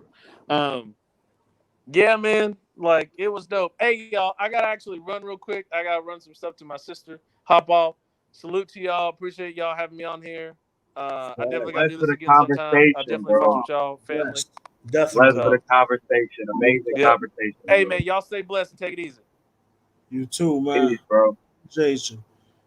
Now you know what time it is, bro. Top 5 talk. We getting up out of here. So I'm ready to get into this joint. So let's start. Man, it's about that mid time. You know what I'm saying? It's about mid in July. Summer's over. Summer's almost over. We're about to get into the fall. So, but a lot of shit is coming out now. Now it's coming out. We want to see what's our top 5. And we probably said a couple of honorable mentions, but our top 5 favorite verses and our top 5 favorite albums so far of the mid-year. So, you know what I'm saying? We did some little homework and shit like that. You know what I'm saying? We got our list ready and shit like that. So, Loso, You want to go first? I'm gonna start with we're gonna do albums first. Yeah. So we go one after each other. So you go 5, I go 5. All right, let me pull it up first. As I pull it up, I'm gonna say my number 5 is "Reasonable Drought" by Stove God. Like I said, I listened to that shit today, and dog, that shit is fire, man. Like entirely produced by Rock Marciano. Rock Marciano. I know you don't rock with. I know you don't like Rock Marciano, but I like him. It's not that I don't like them. It's not that I don't like them. It's just some verses I don't get with, some verses I do. Like he's flexing his muscles in production here, though. Oh, he's a dope producer. I definitely give him a shine on that. Not only that, but Stove God, his wordplay, man, like his bars, like what did he say? I'm cutting up white like OJ in one of the songs. Like, yo, and like I think this is his first project, I believe. So that, like to leave an impression like this, like off your first project, and then to get the attention of West Side. He was all over West Side Guns project too. A couple tracks, couple of notable joints for me. Bread of Life and Break the Pyrex for me are my 2 favorite joints on here. The whole project is fire for me, but like those 2 joints are the ones I always go back to. So for my number 5, let me get to my turn real quick.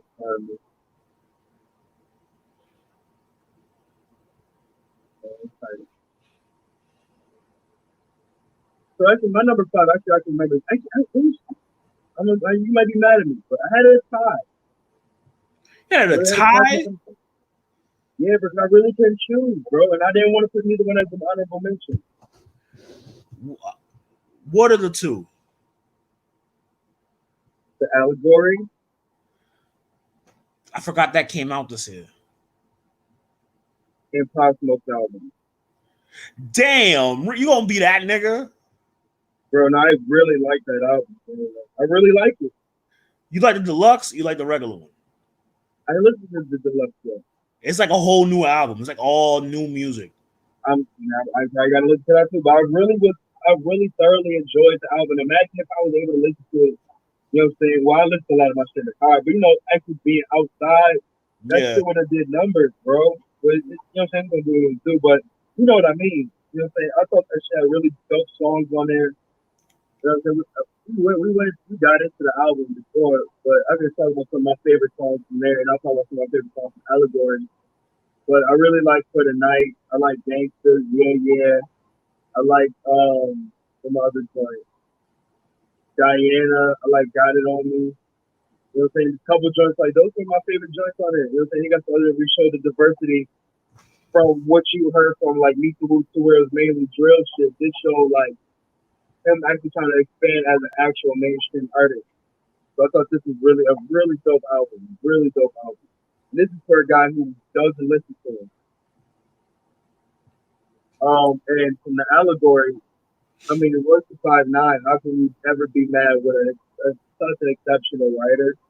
Facts. This album, I just felt like, you know me, you know what type of time I've been on, bro.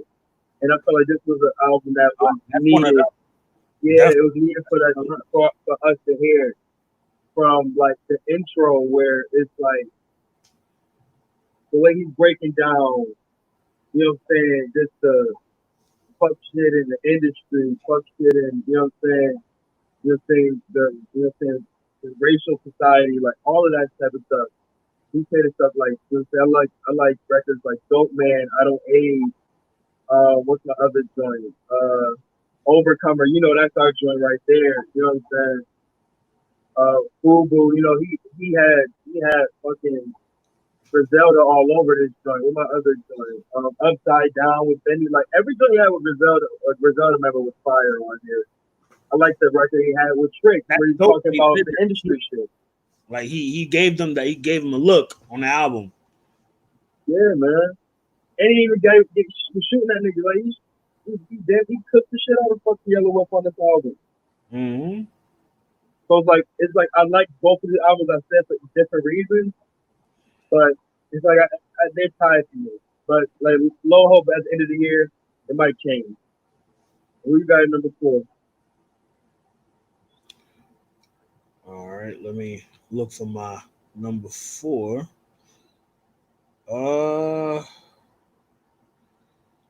My number 4 joint. Hold on, where is it? Is it that one? Fuck. Hold on. Make sure I got the right album. There we go. Number 4, Lil Baby, My Turn. Like this album took a minute to grow on me. It's like I fuck with Lil Baby, but I didn't fuck with this album at first because I forgot what came out around this time too that I was heavy on. But I really this kind of flew under the radar for me. It wasn't until a couple months ago I started rocking with this shit heavy because of that We Paid shit, and that's been my song. Like that one and Free Joe Exotic are my 2 songs of the fucking summer right now. Like those are my 2 joints, man. Like that. He got what did he have? What did he have as a bonus? That he got We Paid. Like what did I rock? He had the song from the Queen and Slim soundtrack. Catch the Sun. I fuck with that too. He had that record really surprised me, man. I really like that record, bro. Like Lil Baby has had like since this album came out, he's been on a run where he not missing. Like he had the bigger picture song with the video. Like he's been like active, like protesting, like Lil Baby is having like a year, like a half, like he's having like the baby, like with the year that the baby had last year, Lil Baby's having it this year. I feel like so that mostly star record, crazy. He got Heating Up with Gunna. That's one of my other go-tos. That's my shit. Live Off My Closet with Future, like fire. Fucking the Take Keith joints, like like production wise, like who EP'd this shit? It's Quality Control. So, like Quality Control, like they're gonna put out like production, like Migos. They ain't really saying shit, but like their beats is fire. Like they ring off, That's why I like this album too, because in the speaker, this shit ring the fuck off. Like it's bass heavy shit, man. Like I like boom bap and like rap, like how we listen to it. But like this, like as far as like ignorant shit, I'll throw this shit on. What's your number 4? My number 4 is The Price of Tea in China. Now, man, it's maybe number 4, maybe it's low because it's newer feet. But man, that was such a really dope listen. And you know my type of music, I like that slow, somber type shit. It was haunting. Perfect for me, perfect for me. From the intro, like the intro, I spun like 3-4 times after I first heard it the first time, Like he's referring to Ray Carew. Yeah, you know what I'm saying? Fucking wild. Like that line where he said, God bless the child to hold his own, let you get close to home. Like in the way everything he was explaining that led up to that bar. Fire, man. He's a great storyteller. He's a really dope storyteller, man. I like that about him. But then like Giant Fly, Surf and Turf. The flow that him and the flow that he was using on that record, so was dope. The beat was perfect for the Cali shit out. He's gonna do that in his own place. Yeah. You know what I'm saying? Scrape the Bowl. That was the back and forth record I was referencing. Yeah. When we were talking about Fly Guy. Yeah, that was the record I was referencing. Low Roll, I love that. Freddie Gibbs during the floor, I like that. Like Speed Demon Freestyle Fire. Like the album is dope, even with the deluxe joint with Don Flamingo with El Camino. I thought that was dope. But definitely very dope album. You know what I'm saying? Alchemist continues to show he has a stronghold on the streets right now with Been me. having a year so far. He has a stronghold right now, and for him, and I thought this was a perfect matching for him and Boldy James. Like I think this is a great elevation, a great introduction or reintroduction to somebody else. You know what I'm saying? For Boldy James, man. Dope album. It sure was for me. That What's introduced me to Boldy. Because I didn't know about him like that till that album. My number. And given the verses that he had coming up to this, you know what I'm saying? I'll be honest.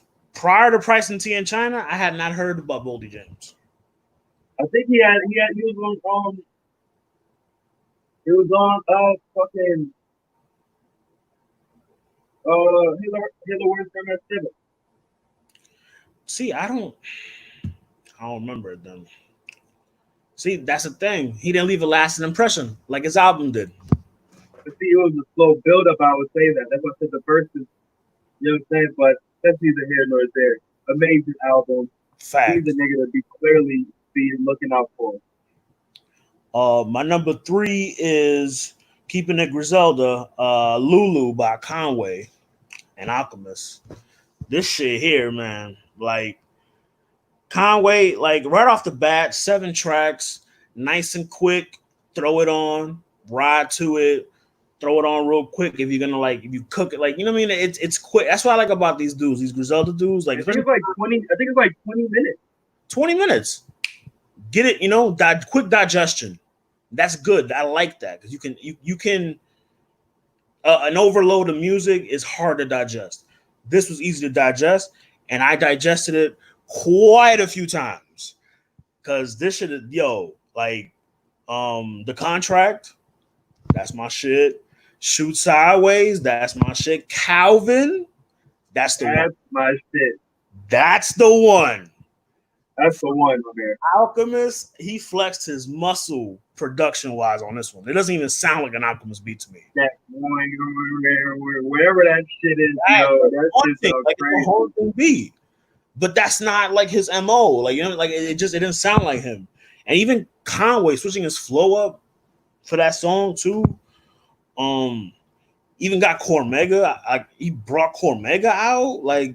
Where has Cormega been? Man, he had a nice verse too. Yeah. And Cormega's all positive now. So to get Cormega on this shit, that's big. That's salute. All in all, man, it was a fire project, man. I think to me, because Conway dropped 2 projects this year. Of the 2, this to me is the better one. Just because it's I don't know. To me, it's it's cohesive. It's all kind of telling a better story than the other project. I feel like the other project is a little more all over the place, but that's Big Ghost projects in general. There's no really order to them. It wasn't an order. Like you said, it wasn't a real order where you just let go. You let bars go. It looks like Lucy's everywhere. These were you can tell Alchemist and Conway were telling a story throughout this. It was a concept album. Yeah. What's your number 3? My number 3 is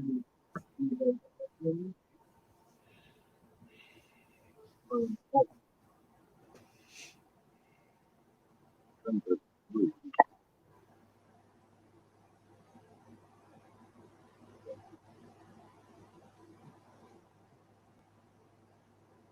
Oh yeah, Dark Lane demo tape. Really? Yeah, bro. Keep it tall with you, dog. That's different. Yeah. That's a curve.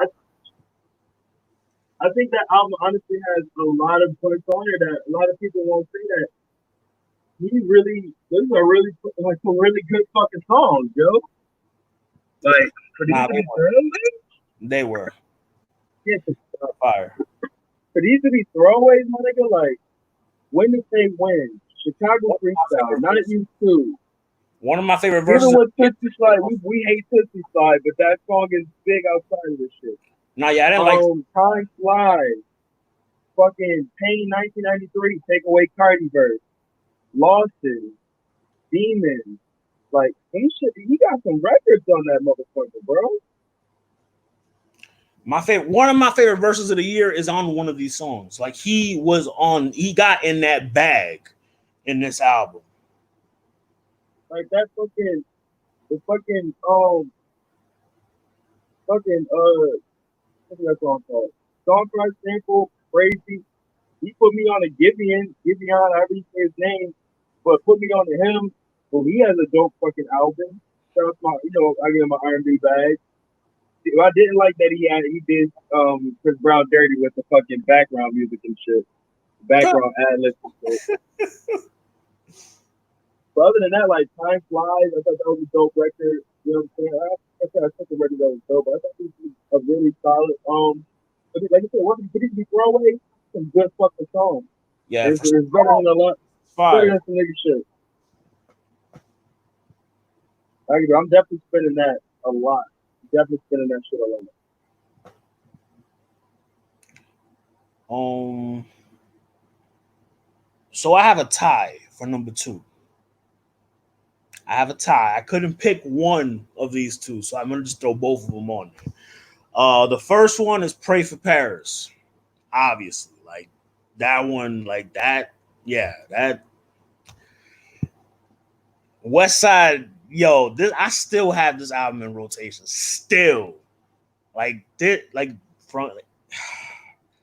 No Vacancy. What a way to start. Fire. DJ Muggs on the beat. Muggs never disappoints. He produced probably one of my favorite beats ever, Black Spoons. George Bondo, which is like, that's one of my top 5 Griselda tracks. And when it's all 3 of them, it's like Worthy. What is it? Worthy, Magic, and Kareem. One of them said that shit. One of them said that shit. But that's what it is. Like, 327 with Tyler. Fire. He has Tyler on here twice. He has Tyler producing and he has Tyler rapping. French Toast was a pleasant surprise. West Side making the girl tracks. Had Wale on there. It was something different, you know. I think Wale brought a different element out of him. I feel like Euro Step, not one of my favorites, I guess. Allah Sent Me, fire. When it's all 3 of them, and they're doing the in and out thing on this one too, which they haven't done, I think, since Chef Dreads. They do the in and out where one goes and the other one. That's fire whenever they do that. $500 Ounces, Gibbs and Marcia. The reason why I'm reading off every song is because I fuck with this album from beginning to fucking end, bro. Like I can't pick a favorite song on this shit. And the other album that this is tied with is the same shit. I can't pick a couple songs. Claiborne Kick, fire. Sean versus Flair, fire. Party with Pop Smoke, fire as well, man. There's nothing much to say about this project except, like Grammy worthy. I'm not gassing. Grammy worthy. And he apparently got more coming. Like he got some shit in the tuck too coming. And then the other album, the Who Made the Sunshine shit. That shit is that's supposed to be like Pray for Paris Part 2, apparently. Alfredo is the other one is tied with. I can't pick one. I cannot pick one. Like all these songs are fire. Number 1 is. I mean, it's not a surprise. You already said it. Boldy, hell yeah. Boldy is still my number 1 album. Still. Scotty, 1985, first of all. Like, we're going to get into verses after this. His verse on 1985 is my favorite verse of the year. Hands down. Like, that's the one. God is Perfect, fire, Scotty Beam when he had with Ross, and then the sample, like this one's very sample heavy. The sample on Look at Me, Babies and Fools with Conway. I almost said Kanye. I almost said Kanye. Baby shit is my other joint though. Baby shit is my joint. Yeah, and I mean, I already said my number one. My number one, Price T in China, Boldy James. So my number two is actually Alfredo. I actually was able to solidify what my number two was, and you explained everything. I mean, nothing else to really explain with that album.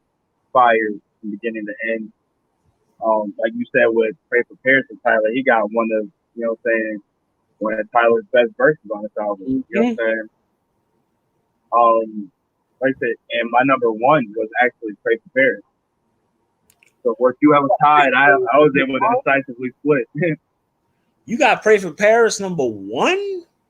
Number one. Over Price T in China? Pray for Paris was that flawless to you. Damn. Bro, I think it's still one of the best albums this year, bro. Like, I feel like you said, from beginning to end, like beginning to end. The only blemish for me was Eurostep. I fucking love Eurostep. Eurostep and French. I love Eurostep. Eurostep and French Toast. Those are the only two I could ding him. I love French Toast. I think that's his radio record. He should have let in with that. I think that's his radio record. Eurostep fire. Well, I think that's one of his hardest verses. Like, then you got Freddie Gibbs on, you know, saying 500 ounces. Wild Out, Versace, one of my favorite beats this year. Like, this shit, you know, tap dancing on the end of the album, like amazing. Like it's you get everything. You get the grimy shit. You get the subtle shit. You get the art. You get everything you get. Like you want from West Side. This felt like a studio album, bro. Like this felt like a studio album. Like you said, Grammy worthy. He should have put out the Awesome God shit first, and then put this out as a Shady debut. He said that was just the, you know what I'm saying? That was just for the street. But whatever though, like I said, this is flawless to me. Damn. I mean, I get it though, because like for me, it is like besides one or two songs, like it is flawless to me. But Price of Tea in China, there's not one skip for me. Not one skip. I'm not mad at that either, though. I'm not mad at that either. It might rise on my list, you know what I'm saying, later in the year. But Pray for Paris, ultimate spin. Like I think we're gonna get both Conway. We're gonna get new music from all three of them before the year out. The way they're talking, so let's get into these verses. Well, shit, I'll lead off. Number 5. Let me pull up Genius. You know what I'm saying? We breaking these down.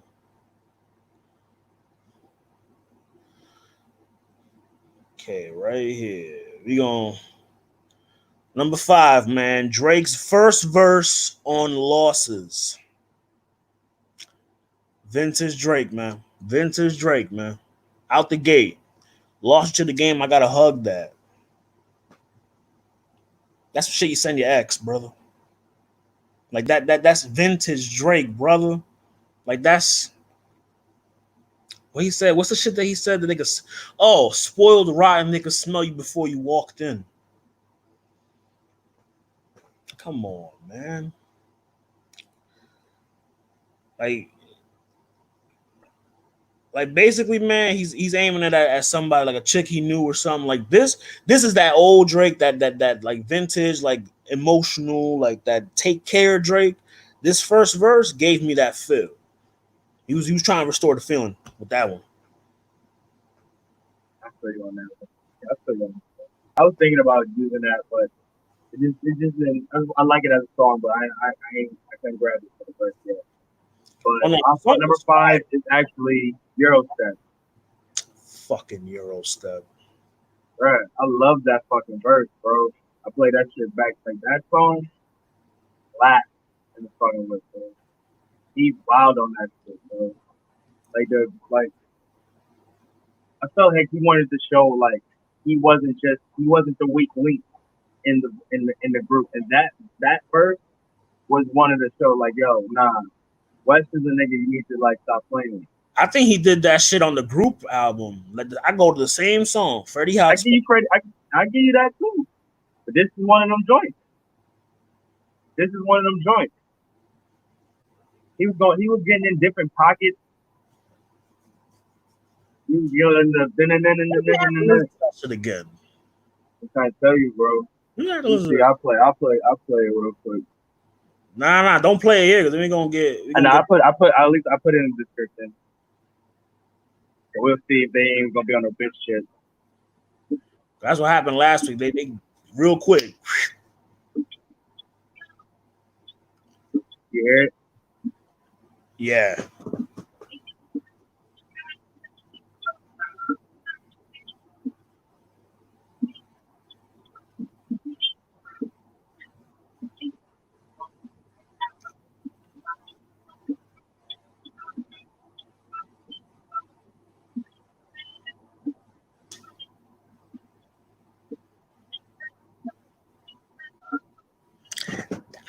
I'm not hearing what I don't know though. Like it's not that. Nah, man. I'm not hearing what you. He wild out, bro. He wild out. That's really one of my favorite West Side verses. You got from number 4, bro. Number 4, Benny's verse on Upside Down. Fire. What do you say? I need violence, Rasheed Wallace. I'm okay with the tech.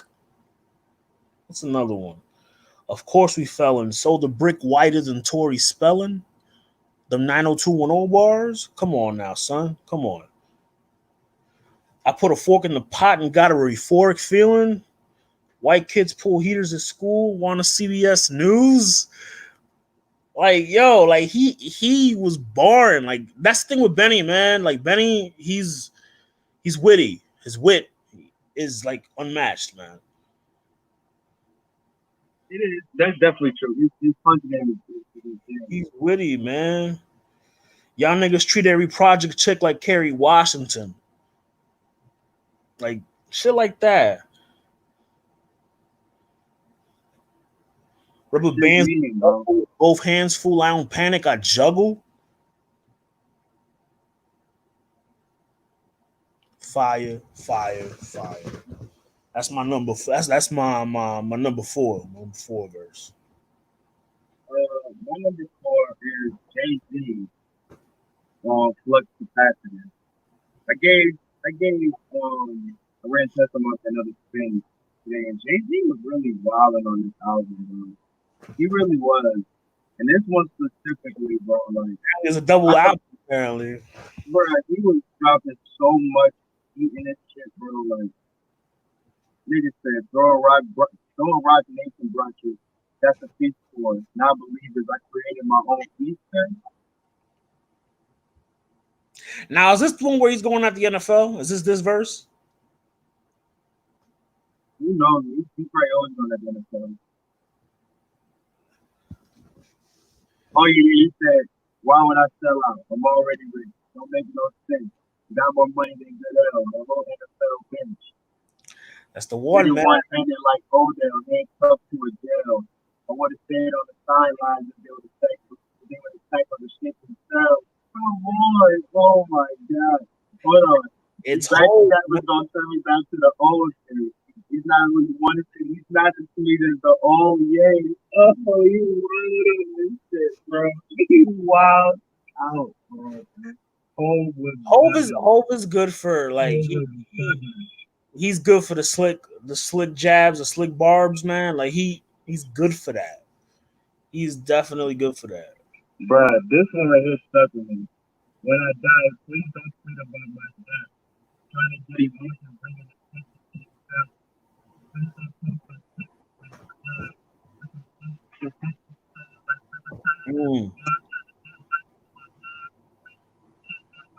Come on, hug. Come on, bruh. Oh, damn. No, Nah, man. Yeah, Hov was wilding. Hov was wilding. He was wilding. Higher, bro. Hov was wilding, man.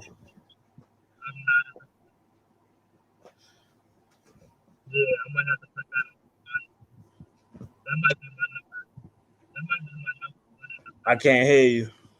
Oh my bad. So that might be my number one or my number two. That might be my number one and my number two. I'm not sure. Oh, the Hov one? Yeah, bro. Are you moving it? I might move that one up, bro. Really look, because I ain't listened to that. I ain't listened to that album in a minute, bro. Catching more shit now. You're like, oh shit. Like, bro, I was listening when I was walking in the park earlier, and I was listening to the shit. I'm like, yo, like, why is he spazzing like this, bro? Like, he really tried to make that a joint album for real. What you got? But I'll probably switch that. Okay, I got that higher, but I'll tell you what my actual spot would be for my number 4 after you say your number 3. Number 3, Benny on George Bondo. Like, I know, yeah, Benny, it's Benny again. I don't give a shit.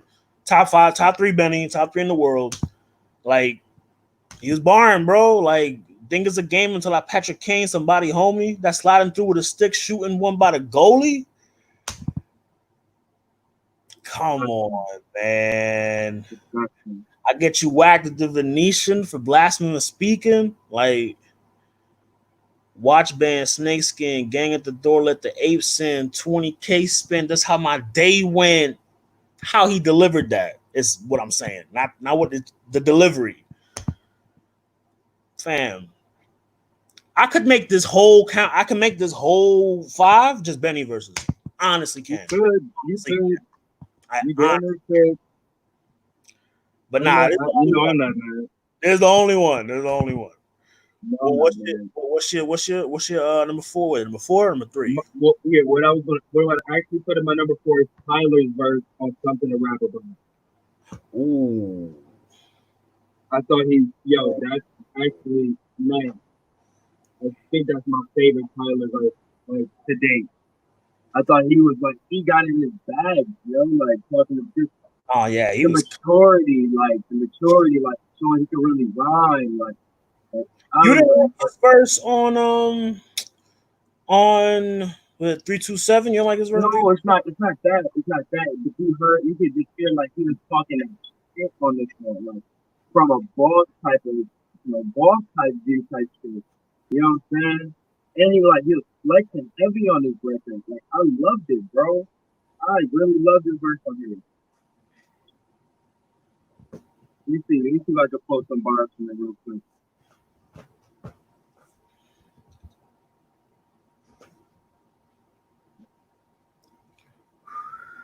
Yeah.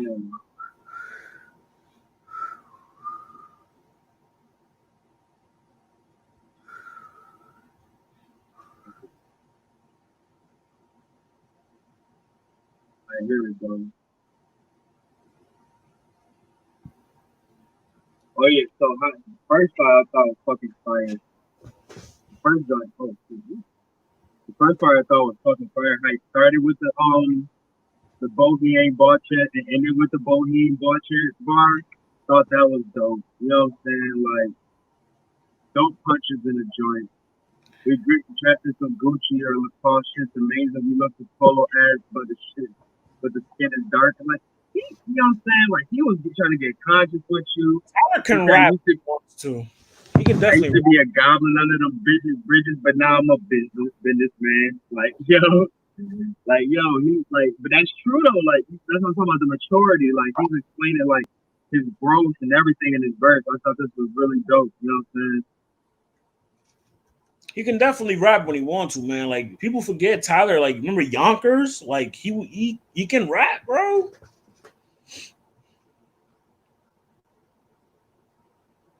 Yeah, like I said, I'm about this joint. Like, he was really talking his shit, bro. He really was talking his shit. And he was talking on that one take shit too. You know what I'm saying? Like, I thought that was an amazing verse. But what I would put as my number 3 would be Conway on Babies and Food. Oh damn, that's my number 2. That's my number 2. Yeah, bro. Like I just think like the growth that I was talking about, I wanted to see in Conway's flows and his rhyme was that right there, just more introspective shit, and he delivered it A1, yo, A1. Like talking about the kids, you know what I'm saying? Like just talking about the other shit, everything in that verse is fucking fire, bro. When he was like, "I'm on tour, I'm on the road, just hustling and shit. My baby mama cut me off. She had enough of my shit." Come on. How many niggas can relate, man? This is a relatable. And then a realization of it, though. You know what I'm saying? Our Cash App stacks every now and then, like that's enough. She'd be like, at least FaceTime your babies. You don't see that, they don't see your ass enough. Like relatable shit. Like Conway hasn't done that. Like he always talk about like, you know, shit that happened to him. Like right. Like this is like relatable. Like niggas can relate. We wild out on that one. Amazing verse, bro. It's reminiscent of the cow. Remember his shit on the cow? Yes. Yes. This was like. Yes. Yes. That's exactly true. Well, shit. Might as well just go to my number 1. Freddie Gibbs, 1985, man. Like, hands down, man. This is verse of the year. Like, granted, when this came out, The Last Dance had already been finished, and Tiger King was still happening. And Freddie Gibbs managed to put references to both of those in this verse. That's fucking fire, bro. Like think like that's like I know as battle rap fans, like we don't like current event bars like that. But when like a musician does it, like it's different. Like it's a testament to like, how do I put it? Like how quick you can come up with shit like that and put it on wax. Like it's just it work ethic. That's all. It's what it comes down to. Off rip, man. What is it? What I posted earlier, Giger's beaming up to Scotty in my crack lobby. I can smell the cane burning. Michael Jordan, 1985, bitch. I travel with a cocaine circus. Amazing, huh? Like, amazing. Bomb on niggas like Nagasaki. You niggas are sweeter than Joe Exotic, on the run like Asada, so fuck the police. Like, prick my finger, Alfredo Illuminati, Joe Pesci pushing product. Like, dude, like what I like about Freddie, man, with his verses is that they're filled with references. Bro. Like his punches are like you can like find like the annotation on Genius, like that shit is always like it's always shaded in, it's always filled. Shit always has annotations. I make a song weep, I got the game hurting. That's how you what did he close with? Flow God level like when Hove speak. I make a song weep. I got the game hurting. Fire, bro. That's how you close a verse off. He closed a song off with that. I ain't gonna lie to you though, bro. I told you my number 2 was, so I got to put Hove at number 2. My number 1 is actually Gibbs on 500 ounces. I thought he spazzed harder on that than he did on 1985. Really? Nah. Drop a load and take a load off. That's load management. Yeah, what do you say? Fire. Said drop the bitch off and tag the Spanish bitch. Like he was. Oh my god, I didn't even play that record, bro. That's what I need a Gibbs. Then he started it off too. I need a Gibbs Derringer EP ASAP. He already worked with Mad Lib. He worked with Alchemist. Worked with Derringer. Just like project, like something small. Like imagine him on his beats. Mm-hmm. You imagine Gibbs on Derringer beats, man. Amazing. Like, because when Derringer want to get in that bag of like sampling,